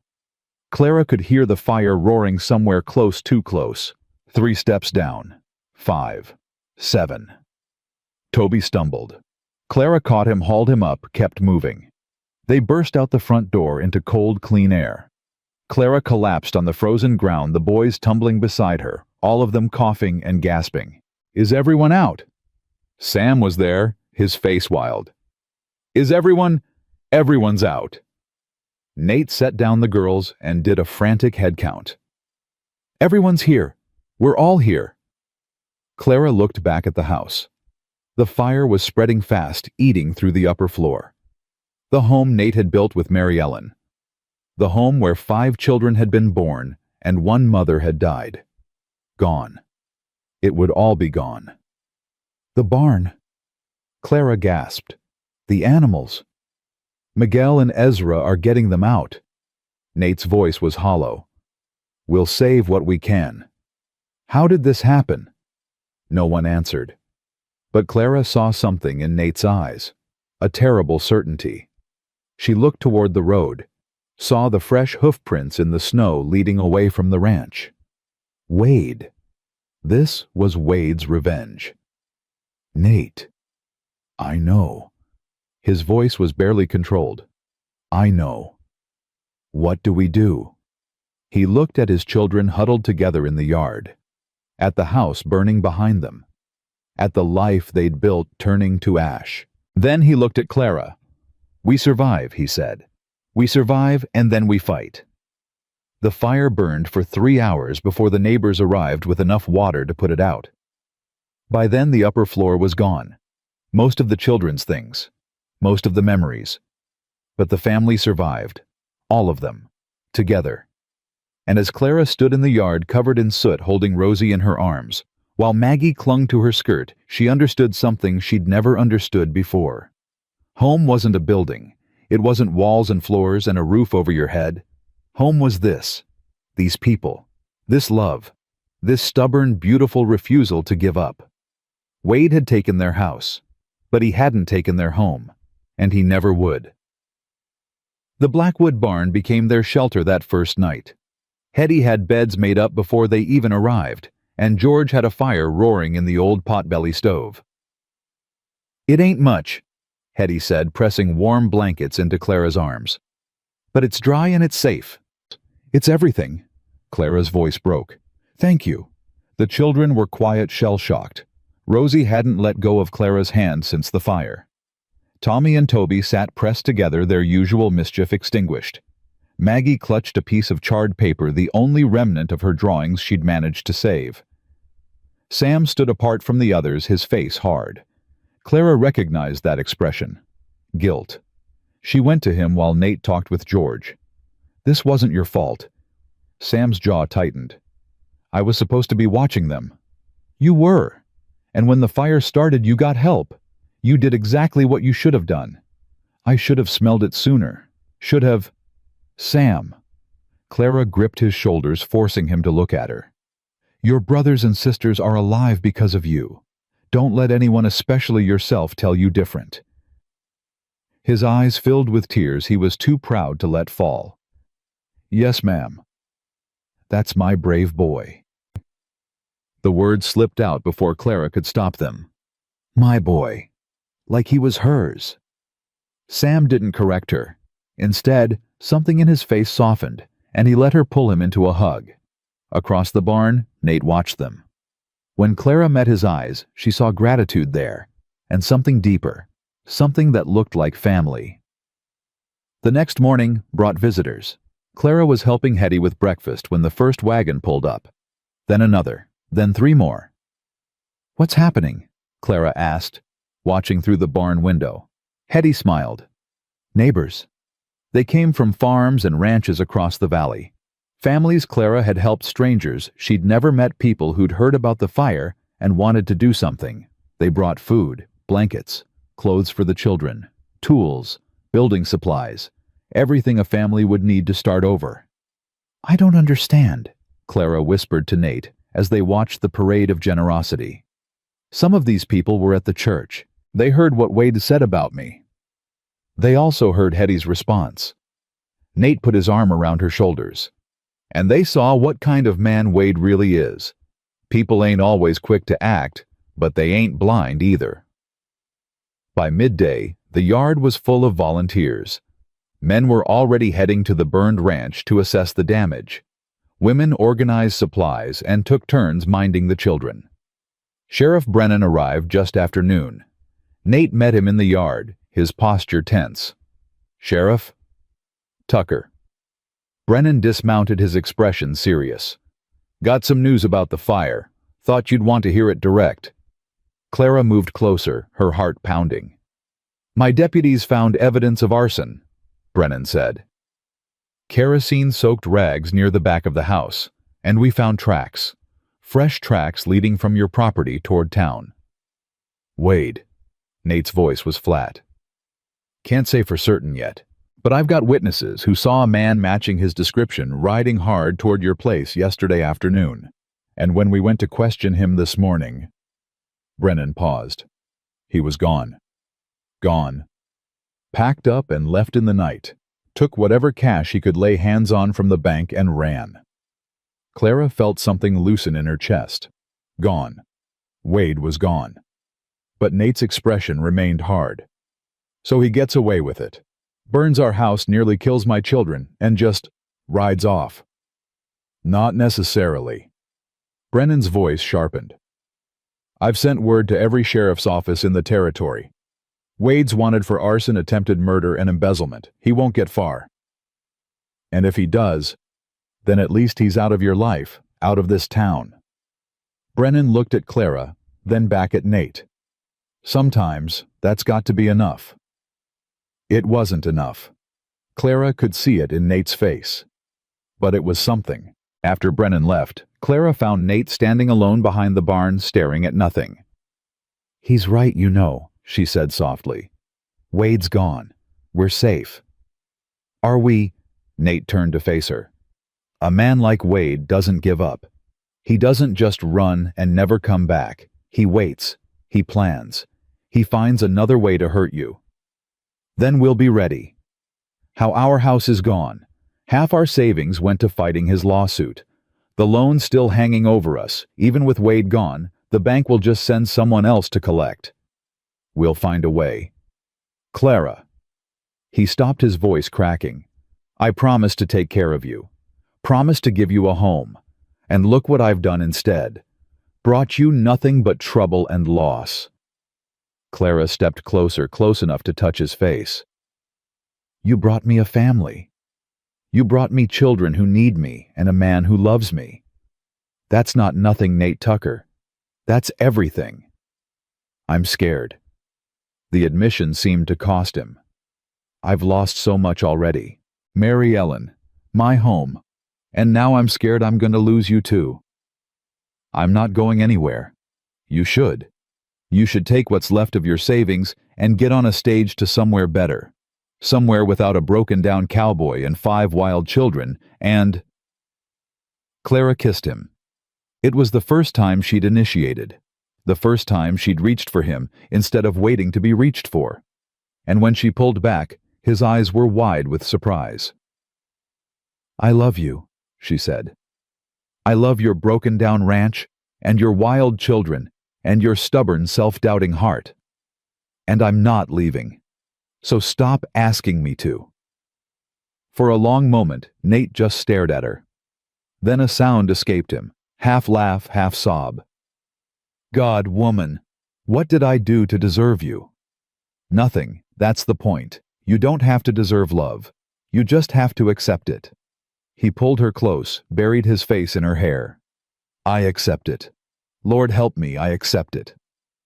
They stood there until Rosie's voice rang out from the barn. Papa, Clara. Come quick, something's happening. They ran.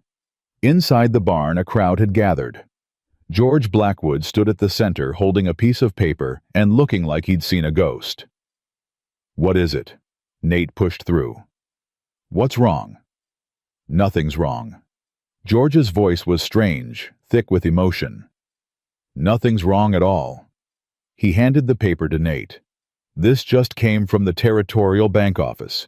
Seems Wade wasn't the only one with secrets. Nate read the letter.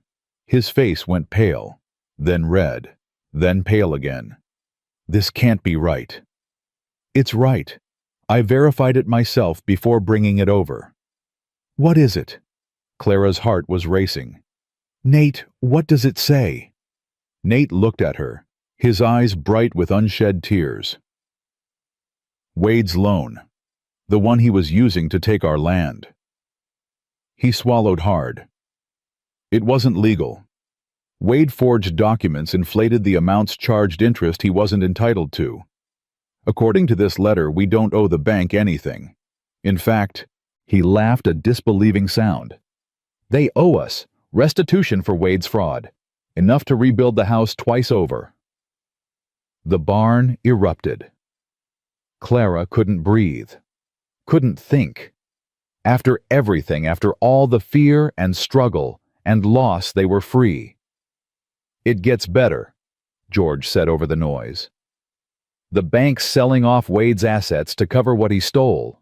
His house, his land, everything. And they're offering it at a steep discount to anyone he wronged. He grinned. I figure between the families here, we could buy up most of it. Make sure no one like Wade ever gets that kind of power again. The cheering grew louder. Men clapped Nate on the back. Women hugged Clara. Children ran in circles, caught up in the excitement without fully understanding it. In the chaos, Clara found Josie standing apart, watching with an expression Clara couldn't read. You okay? Josie nodded slowly.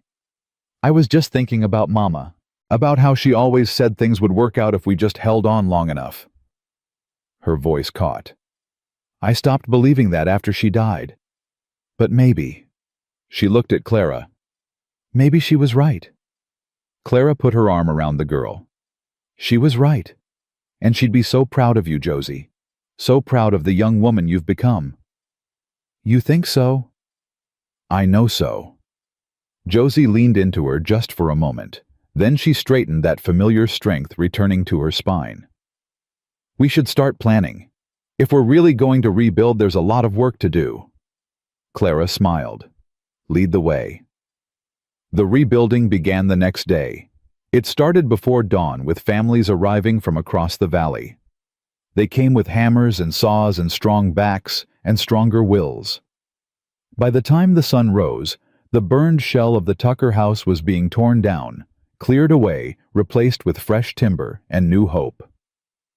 Clara worked alongside the women, organizing supplies and feeding the workers, but her eyes kept drifting to the construction site, watching Nate lift beams, with the other men watching Sam try to carry loads twice his size, watching even the twins attempt to help by sorting nails. Quite a sight, isn't it? Clara turned to find Hetty beside her, smiling. I can't believe they're all here, after everything that happened. That's how community works, honey. You show up for people when times are good, and they show up for you when times are hard. Hetty nudged her. You showed up for plenty of folks. This is just them returning the favor. I didn't do it for favors. I know. That's why they're here. By the end of the first week, the frame of the new house was standing. It was larger than the old one. The men had decided that without asking, adding an extra room for whatever comes next, as George put it with a wink. Clara pretended not to understand, but she understood. The second week brought unexpected visitors. Clara was kneading bread in the Blackwoods kitchen when Josie burst in. Someone's coming up the road, a woman in a fancy carriage. Clara's hands stilled. A woman, with gray hair, mean-looking. Clara's blood ran cold. She walked outside on legs that didn't feel like her own. The carriage had stopped in the yard, and climbing down from it, her face pinched with displeasure, was Edna Whitfield. So it's true.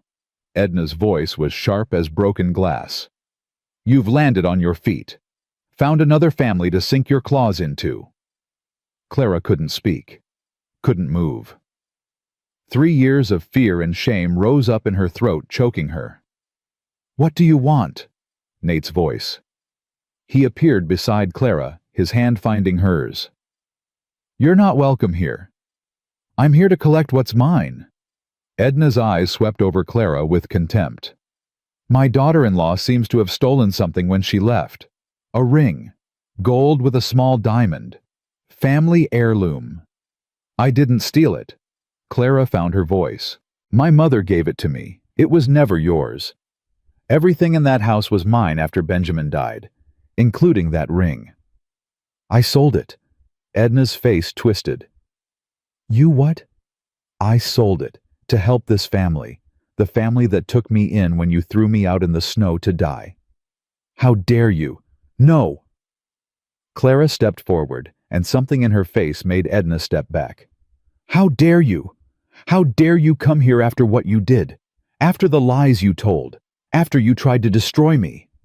Everything I said was true. You killed my grandchildren. You killed my son. I lost 2 babies I wanted more than anything in this world. And your son died in a mining accident that had nothing to do with me. Clara's voice shook, but she didn't stop. You needed someone to blame, so you blamed me. You needed somewhere to put your grief, so you put it on my shoulders. But I'm done carrying it. Do you hear me? I'm done. Edna's mouth opened, closed. For once, she seemed at a loss for words. Get off our land. Nate's voice was ice. And don't ever come back. If I see you near Clara or my children again, I'll have you arrested for trespassing. You can't. I can. And I will. He moved to stand between Clara and Edna, a wall of protection. Go back to Miller's Crossing. Go back to your bitter, lonely life. But leave us out of it. Edna looked from Nate to Clara to the gathered neighbors who had stopped work to watch. For a moment, something flickered across her face. Something that might have been shame. Then it was gone. You'll regret this, she said coldly. Both of you. The only thing I regret is letting you make me feel worthless for so long. Clara lifted her chin. Goodbye, Edna. The old woman climbed back into her carriage. Clara watched until it disappeared down the road, then let out a breath she'd been holding for 3 years. You okay? Nate asked softly. Better than okay. Clara turned to face him, and she was smiling. I think I'm finally free. That night, after the children were asleep and the house was quiet, Nate found Clara sitting on the porch of the half-built house, looking at the stars. "Can't sleep." She shook her head. "Too much thinking." He sat down beside her close enough that their shoulders touched. "Thinking about Edna. Thinking about everything. About how much has changed in just a few months. About how different my life is now. Good different or bad different?" Clara turned to look at him.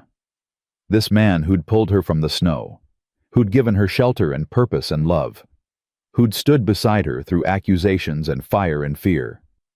"The best different," she said. "The kind I never thought I'd have." Nate reached into his pocket and pulled out something small. "I've been waiting for the right moment to give you this. Figured now's as good as any." He opened his hand. In his palm lay a ring, simple, gold, with a small diamond that caught the starlight. Clara's breath caught. That looks like—" "I tracked down the jeweler you sold your mama's ring to. Bought it back." Nate's voice was rough. "I know it's not the same as getting it from her directly, but I figured you should have it, to remember where you came from." Clara's eyes filled with tears. "Nate, there's more." He shifted, and suddenly he was on one knee in front of her. "Clara Whitfield, I know I'm not much to look at. I've got more gray hair than since 5 children who could drive a saint to drinking and a ranch that's held together with spit and prayers." She laughed through her tears. "But I love you. I love how you fight for the people you care about. I love how you never give up even when giving up would be easier. I love how you've become a mother to my children when you had no reason to." He held up the ring. "I'm asking you to marry me. Not because I need someone to help with the house or mind the kids. Because I need you, just you, for the rest of my days." Clara looked at this man, this good, stubborn, beautiful man, and felt everything she'd been afraid to feel. "Yes. Yes. Yes, you impossible man. Yes, I'll marry you." Nate slid the ring onto her finger with hands that trembled. Then he stood and pulled her into his arms and kissed her like she was the only thing in the world that mattered. When they finally broke apart, Clara heard cheering. She turned to find all 5 children crowded in the doorway of the Blackwoods house, Josie in front with the younger ones peering around her. "Finally!" Rosie shouted. "Does this mean Clara's gonna be our mama now?" "Rosie." Josie tried to shush her, but she was grinning. "You weren't supposed to. We were supposed to wait until you knew." Clara looked at Nate, who had the grace to look sheepish. "I might have asked their permission first. Seemed important." "And what did they say?" "Tommy said only if you keep making those biscuits. Toby wanted to know if you'd help him catch frogs. Sam grunted, which I took as approval. Maggie drew a picture of all of us together." "And Josie—" Nate's voice softened. "Josie said her mama would have liked you, and that's all the blessing I needed." Clara looked at the children, her children now or soon to be. At Josie's tentative smile, and Sam's proud stance, and Maggie's quiet joy, and the twins' barely contained excitement, and Rosie's bouncing happiness. Her family. "Well," she said, opening her arms. "What are you all standing there for?" They came to her in a rush, small bodies and gangly limbs, and 2 tight hugs, and voices talking over each other. Clara held them all, or tried to, and laughed when Toby stepped on her foot and cried when Rosie whispered, "I love you, Mama," in her ear. "Group hug!" Tommy yelled, and suddenly Nate was there too, his arms around all of them, his voice rough with emotion. "My family," he said. "My whole family." Clara pressed her face into his shoulder and let herself believe it. She was home. The wedding was set for spring after the house was finished and the worst of the winter had passed. But fate had other plans. 3 days after the proposal, a rider came from Stillwater with news that spread through the valley like wildfire. Cornelius Wade had been caught. He'd been found hiding in a boarding house in Cheyenne trying to arrange passage to California. The territorial marshal had recognized him from the wanted posters and taken him into custody without incident. He would stand trial in Stillwater, for arson, for fraud, for attempted murder, and the Tuckers would have to testify. "I don't want to see him again," Clara admitted to Nate the night they heard. "I don't want to be in the same room with him." "I know, but your testimony could be what puts him away for good, what keeps him from ever hurting anyone again." "What if I'm not strong enough?" Nate took her hands. "Clara, you've survived things that would have broken most people.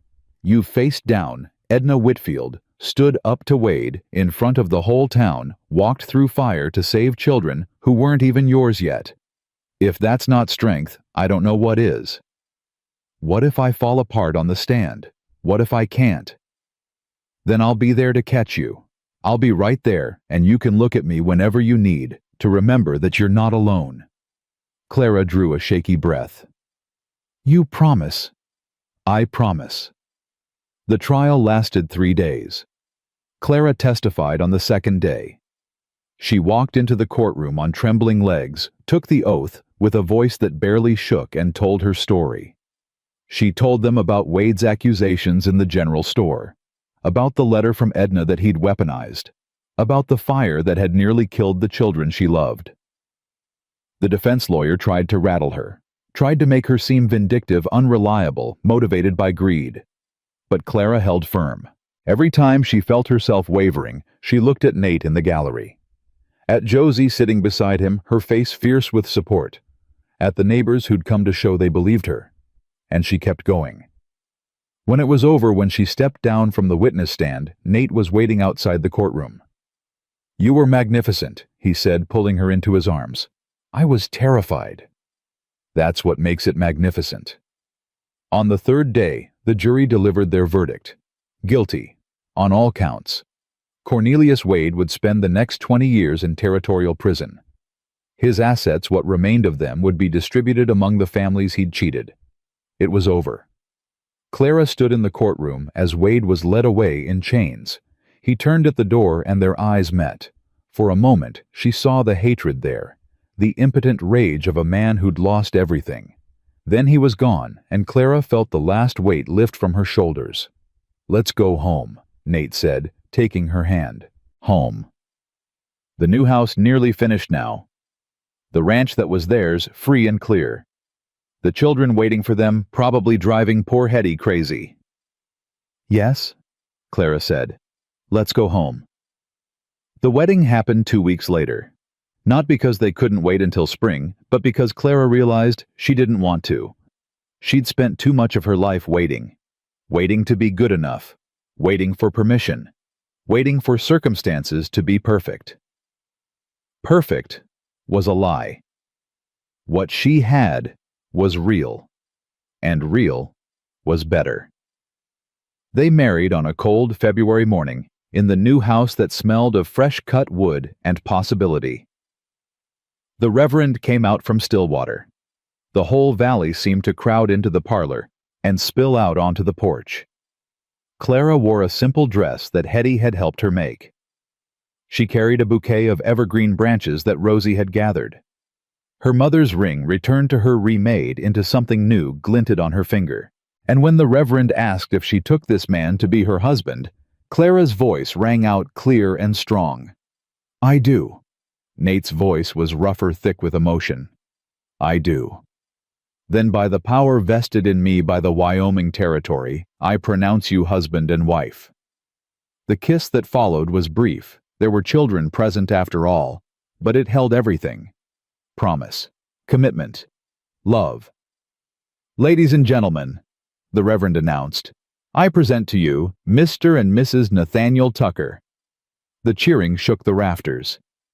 Later, after the food was eaten and the dancing was done and the guests had finally gone home, Clara stood in the kitchen of her new house, her house, and marveled at how different her life had become. 3 months ago, she'd been thrown out into the snow with nothing but a carpetbag and her shame. Now she had a husband who loved her, children who needed her, a home built by the hands of a community that had chosen to stand with her. Penny, for your thoughts.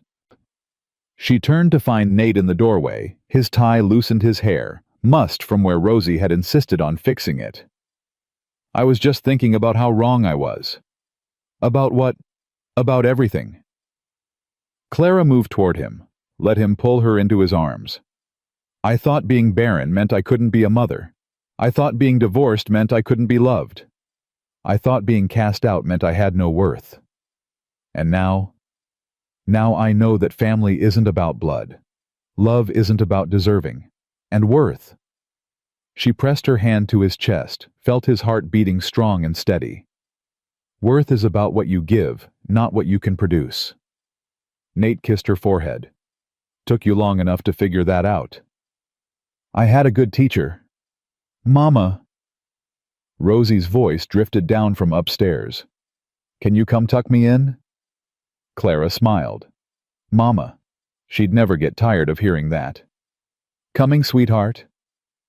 She started toward the stairs, then paused. Turned back to look at Nate. Thank you, she said, for finding me on that road, for bringing me home, for giving me everything I didn't know I needed. Thank you for staying, he replied, for not giving up on us, on me. Clara held his gaze for a moment longer, letting herself feel the full weight of gratitude. Then she headed upstairs to tuck in her daughter. Her daughter. The words felt right. Finally, blessedly right. Spring came slowly to the Wyoming Territory that year, like it was testing them. But Clara didn't mind the wait. She'd learned that good things took time. The new house was finished by the end of March. Every room smelled of fresh pine and new beginnings. The children had chosen their own spaces, the twins sharing one room. Maggie getting her own corner with a window that faced east for the morning light she loved to draw in. Sam taking the small room near the stairs, because he said he needed to be close in case anyone needed him at night. Rosie had insisted on sleeping in the room next to Clara and Nate's. So I can hear you if you have bad dreams, she'd explained seriously. I'm very good at chasing bad dreams away. Clara had kissed her forehead and said that sounded perfect. Josie had surprised them all by choosing the room farthest from everyone else. When Clara asked if she was sure Josie had smiled a real smile, not the guarded one she used to wear. I don't need to be close to feel safe anymore, she'd said. I know you're here. That's enough.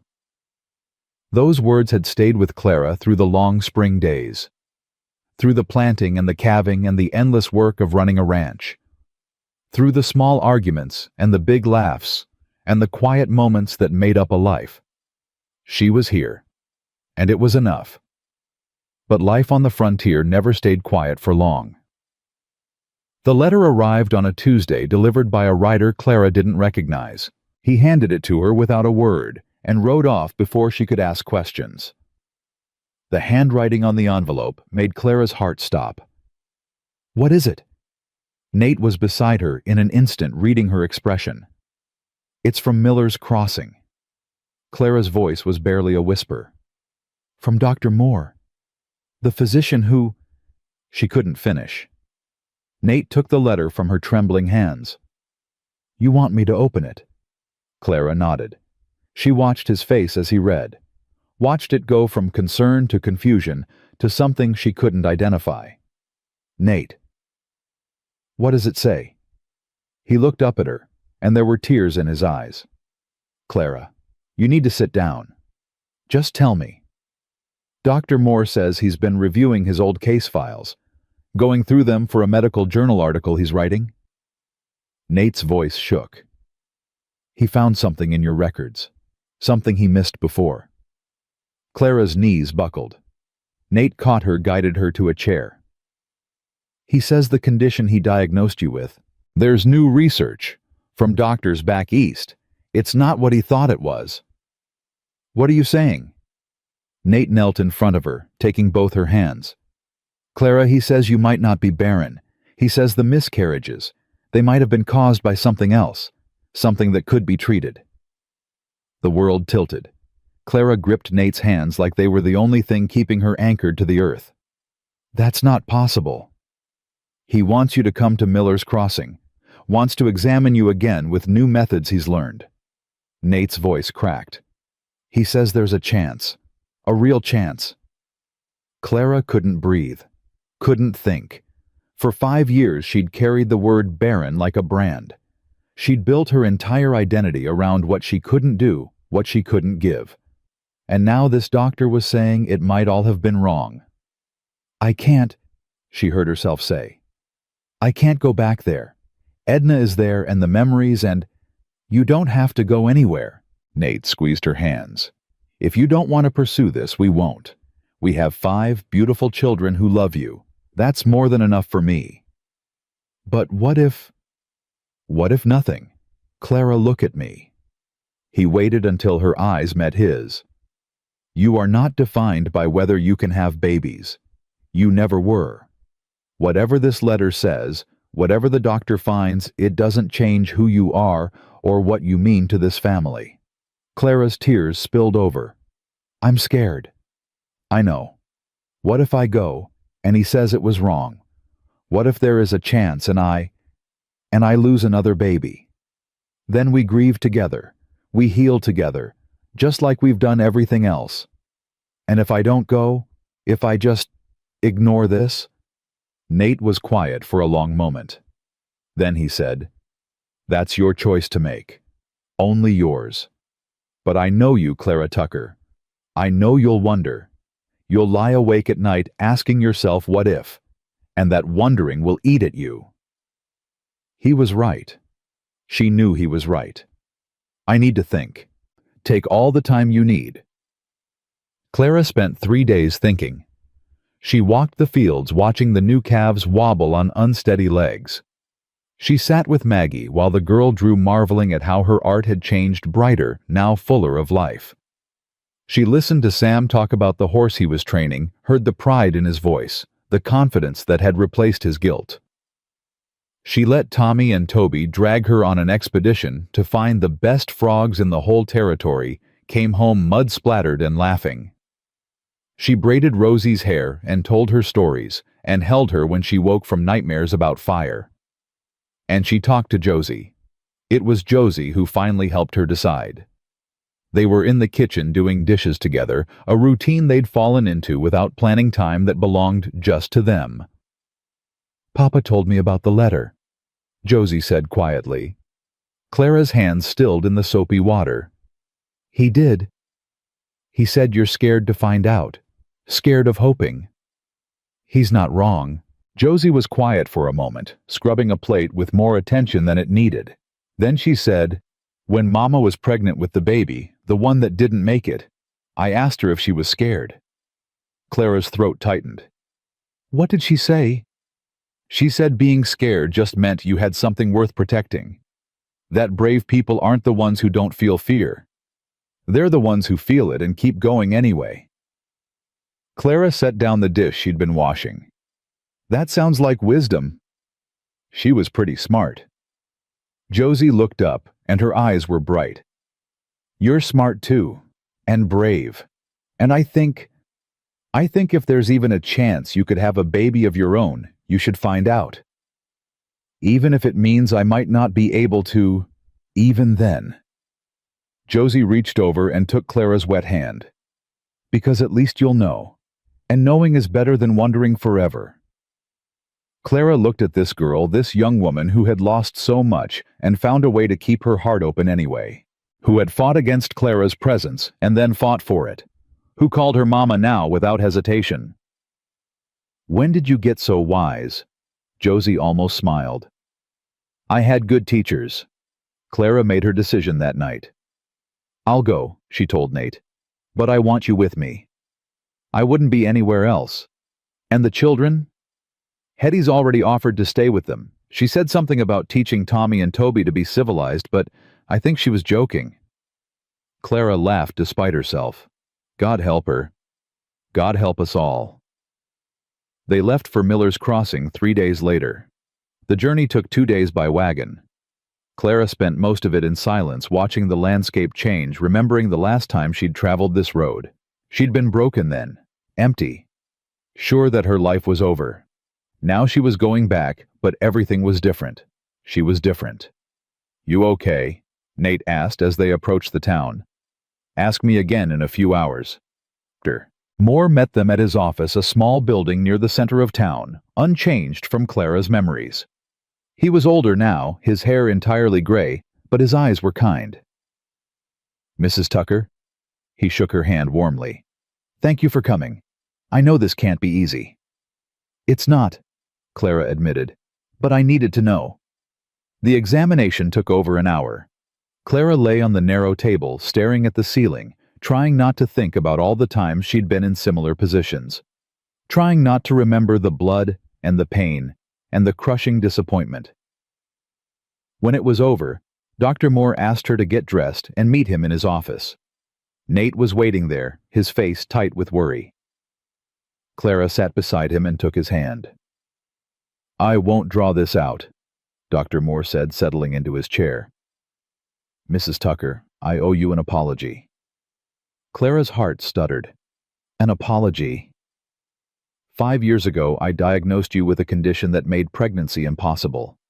I was wrong. He leaned forward, his expression earnest. What you have is different. It's a weakness in the wall of the womb that causes miscarriages in the early months, but it can be managed. With rest, with careful monitoring, with proper care. Clara couldn't speak, couldn't breathe.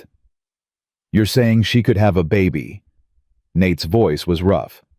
I'm saying it's possible. Not guaranteed, nothing in medicine ever is, but possible. Dr. Moore looked at Clara. You're 30 years old. That's not too old. And your overall health is good. If you wanted to try, I could have a baby. Clara finally found her voice. It came out as a whisper. After all this time, after everything everyone said, what everyone said was wrong, including me. And I am deeply sorry for the years of pain my misdiagnosis caused you. Clara felt tears streaming down her face, but she was smiling so hard it hurt. It wasn't your fault. You didn't have the information. That's generous of you. Dr. Moore stood extending his hand again. Whatever you decide, whether you want to pursue this or not, I wish you all the happiness in the world. You deserve it.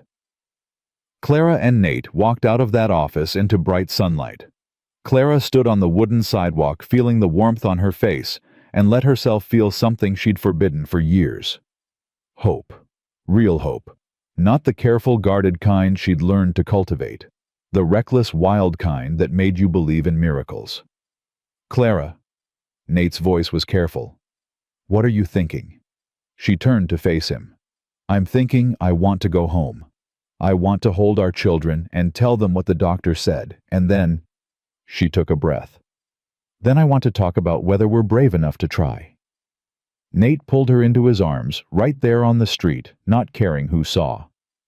I love you, he said into her hair. Whatever we decide, whatever happens, I love you. I love you too. They started home that afternoon.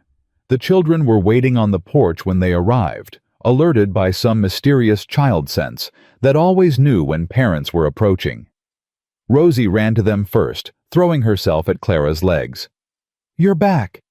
You're back. Did you bring presents? Rosie, Josie scolded, but she was smiling. Let them breathe. Clara knelt down to Rosie's level, then opened her arms to include them all. They came, all 5 of them, even Sam, who usually pretended to be too old for hugs. I missed you, Clara said, her voice thick. All of you. We missed you too, Tommy said. Toby cried. I did not. Did too. Boys. Nate's voice cut through the bickering. Let's go inside. Your mother and I have something to tell you. The word mother still made Clara's heart sing every time she heard it. They gathered in the parlor, a real parlor now, with real furniture in a house that was theirs. Clara sat in the chair by the fireplace, Nate standing behind her with his hand on her shoulder. The doctor had news, Clara began. Good news. 5 faces watched her waiting. For a long time I believed I couldn't have babies. The doctors told me something was wrong with me, and I believed them. But today, the doctor said they were wrong. Silence. Then Maggie quiet. Maggie spoke up. Does that mean you could have a baby? Maybe. The doctor said it might be possible. More silence. Clara watched the children process this information, watched emotions flicker across their faces. Surprise, confusion, and something else she couldn't quite read. Would that baby be our brother or sister? Rosie asked. Yes, sweetheart. If we have a baby, it would be part of this family, just like all of you. Rosie considered this. Then she nodded firmly. Okay, I want a sister. I have too many brothers. The tension broke. Everyone laughed, even Sam, who was trying very hard not to. But Josie wasn't laughing. She was looking at Clara with an expression that was hard to read. Josie, Clara asked gently, what are you thinking? I'm thinking. Josie paused, choosing her words. I'm thinking that you already are a mother, to us. And having a baby won't change that, right? We'll still be yours. Clara's heart cracked open. She stood cross to Josie and took the girl's face in her hands. Listen to me. You are my daughter. Not because I gave birth to you, but because I chose you. Because you chose me. And nothing, not a new baby, not anything will ever change that. Do you understand? Josie's eyes filled with tears. I understand. You were my first child, Clara said softly. The first one to let me be a mother. I will never ever forget that. Josie threw her arms around Clara and held on tight. And Clara held her back, this girl who had fought so hard and come so far, and thanked God for the 1,000th time that she'd been found on that frozen road. The months that followed were the happiest of Clara's life. They didn't try for a baby right away. They wanted to settle in first to make sure the family was solid, to give the children time to adjust to the idea. But they talked about it in whispers late at night, in quiet moments, stolen during busy days. And in the fall, when the leaves turned gold and the air grew crisp, Clara realized she was late. She waited a week before telling Nate, then 2. She was afraid to hope, afraid that saying it out loud would somehow make it not true. But her body kept insisting. The tiredness, the tenderness, the way certain smells made her stomach turn. Finally, she couldn't keep it to herself any longer. Nate. She found him in the barn mending a bridle. I need to tell you something. He looked up, saw her face, and went still. What is it? I think... She swallowed hard. I think I might be pregnant. The bridle fell from his hands. You're sure? Not completely, but I'm late, and I feel different, like I did before with the others, but... She pressed her hand to her stomach. But stronger this time, more certain. Nate crossed the space between them in 2 strides and gathered her into his arms. Clara. I know it might not. I might still... Stop. He pulled back to look at her, and there were tears on his cheeks. Whatever happens, we face it together. Remember. I remember. Then stop borrowing trouble. Right now, in this moment, you might be carrying our child. Let that be enough. Clara took a shaky breath. Okay. Okay. He kissed her forehead. Now, how do we tell the children? They decided to wait. Clara was only a few weeks along, and after everything that had happened before, she didn't want to raise hopes that might be dashed. But keeping the secret was harder than she'd expected. Josie figured it out first. You're pregnant, aren't you? Clara nearly dropped the pot she was washing. What? You've been sick every morning for 2 weeks. You get tired in the afternoons, and you keep touching your stomach like there's something precious there. Josie's voice was matter-of-fact, but her eyes were bright. I'm not a child. I notice things. Clara set down the pot and turned to face her daughter. I'm not sure yet.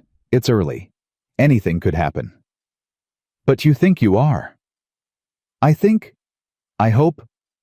Yes. Josie was quiet for a moment. Then she did something unexpected. She stepped forward and hugged Clara tight. "I'm happy for you," she whispered. "I really am. You're not scared, not worried about what it means for you and the others." "I was, at first." Josie pulled back. "But then I remembered what you said, that you chose us, that nothing would change that." She almost smiled. "I believe you. I meant it. I know. That's why I believe you." The weeks passed. Clara followed Dr. Moore's instructions sent by letter: rest when she could avoid heavy lifting, eat well, stay calm. The last part was hardest. Every twinge, every cramp, every moment of spotting sent her into a spiral of fear. But she kept going, kept hoping, kept believing that this time might be different. And then one morning in early December, something changed. Clara woke to a feeling she'd never experienced before. Not pain exactly, but movement, the tiniest flutter like butterfly wings deep in her belly. She lay perfectly still, afraid to breathe, afraid to break the spell. The flutter came again, stronger this time, unmistakable. "Nate." She shook him awake. "Nate, wake up." What's wrong?" He bolted upright, already reaching for her. "Nothing's wrong." Clara was crying now, tears of joy streaming down her face. "I felt it. Nate, I felt the baby move." His hand covered hers on her stomach. They lay there together, waiting, hoping, and then they both felt it. A tiny kick against their joined palms. "Oh God!" Nate's voice broke. "Clara, that's our baby! That's our baby!" They stayed like that until the sun came up, feeling their child move, crying and laughing and holding each other. When they finally went downstairs, all 5 children were waiting in the kitchen. Josie had made breakfast, the others were clearly bribed or threatened into helping, and the table was set with wildflowers in a jar. "We know," Sam said before either adult could speak. "Josie told us." "You did." Clara looked at Josie, who shrugged. They had a right to know, and they needed time to ask questions. "What kind of questions?" Rosie raised her hand like she was in school. "I want to know if I can name the baby." "You cannot name the baby," Tommy said. "You'd name it something stupid like Princess Flower." "That's a beautiful name." "It's a terrible name." "Children." Nate's voice cut through. "We haven't even gotten to eat breakfast yet." "But can I?" Rosie persisted. "Name the baby." Clara and Nate exchanged a look. "We'll all help choose the name," Clara said diplomatically, "as a family." "That means no," Toby translated. "That means we'll see." Breakfast was chaos as usual. But underneath the bickering and the laughing and the passing of biscuits, Clara felt something new, a sense of rightness, of completion. She looked around the table at these children, her children, and at the man who had given her this life, and she understood something she'd been struggling to articulate for months. She wasn't just happy, she was whole. The baby came in April during a spring storm that rattled the windows and made the children huddle together in the parlor. It was a hard labor, 12 hours of pain that made Clara certain at times that she wouldn't survive. But Hetty was there, steady and calm, and Nate held her hand through every contraction, and Dr. Crawford had ridden out from town despite the weather. And when it was over, when the screaming finally stopped, and a different kind of cry filled the room, Clara looked down at the tiny red-faced creature in her arms and felt her heart split open in a way she hadn't known was possible. "A girl," Hetty said, tears in her eyes. "A perfect, healthy girl." "Let me see her." Nate's voice was rough. "Let me see our daughter." Clara shifted so he could look. The baby blinked up at them with unfocused eyes, her tiny fist waving in the air. "She's beautiful," Nate whispered. "Clara, she's beautiful. She's ours." Clara couldn't stop crying. "Nate, she's really ours." They named her Hope. It was Josie's suggestion, offered shyly the day after the birth. "Because that's what she is," Josie explained. That's what you had when everyone told you not to, and that's what she represents for all of us, a new beginning." Clara had pulled Josie close and cried into her hair and agreed that it was the perfect name. Hope Tucker, the sixth child of their family, the one that proved miracles could happen. But Clara knew, even as she held her newborn daughter, that hope wasn't the miracle. The miracle was all of them. The 5 children who had accepted her when she had nothing to offer but her love. The man who had seen her worth when she couldn't see it herself. The community that had stood with them against hatred and fire and fear. The miracle was this family, imperfect, chaotic, beautiful, that had been built not from blood, but from choice. On Hope's first birthday, the whole valley came to celebrate. They set up tables in the yard and served cake that Josie had baked herself. The children ran wild, drunk on sugar and spring sunshine. Hope sat in Clara's lap, grabbing at everything within reach, giggling at the attention. As the sun began to set, Nate found Clara standing at the edge of the celebration, watching their family with a smile on her face. "What are you thinking?" "I'm thinking about the woman I was a year and a half ago, standing on that frozen road ready to give up, ready to let the cold take me because I thought I had nothing left to live for." And now, Clara turned to look at him, at this man who had saved her, loved her, given her everything she'd ever wanted. "Now I have so much, I don't know how to hold it all." She reached up and touched his face. "Thank you, for stopping that day, for not leaving me in the snow. Best decision I ever made." He kissed her forehead. "Well, second best. Marrying you was the first." Smooth talker. "I try." Rosie came running up, her face smeared with frosting. "Mama! Papa! Come quick, Tommy and Toby put a frog in the cake." "They did what?" Clara sighed. Nate laughed.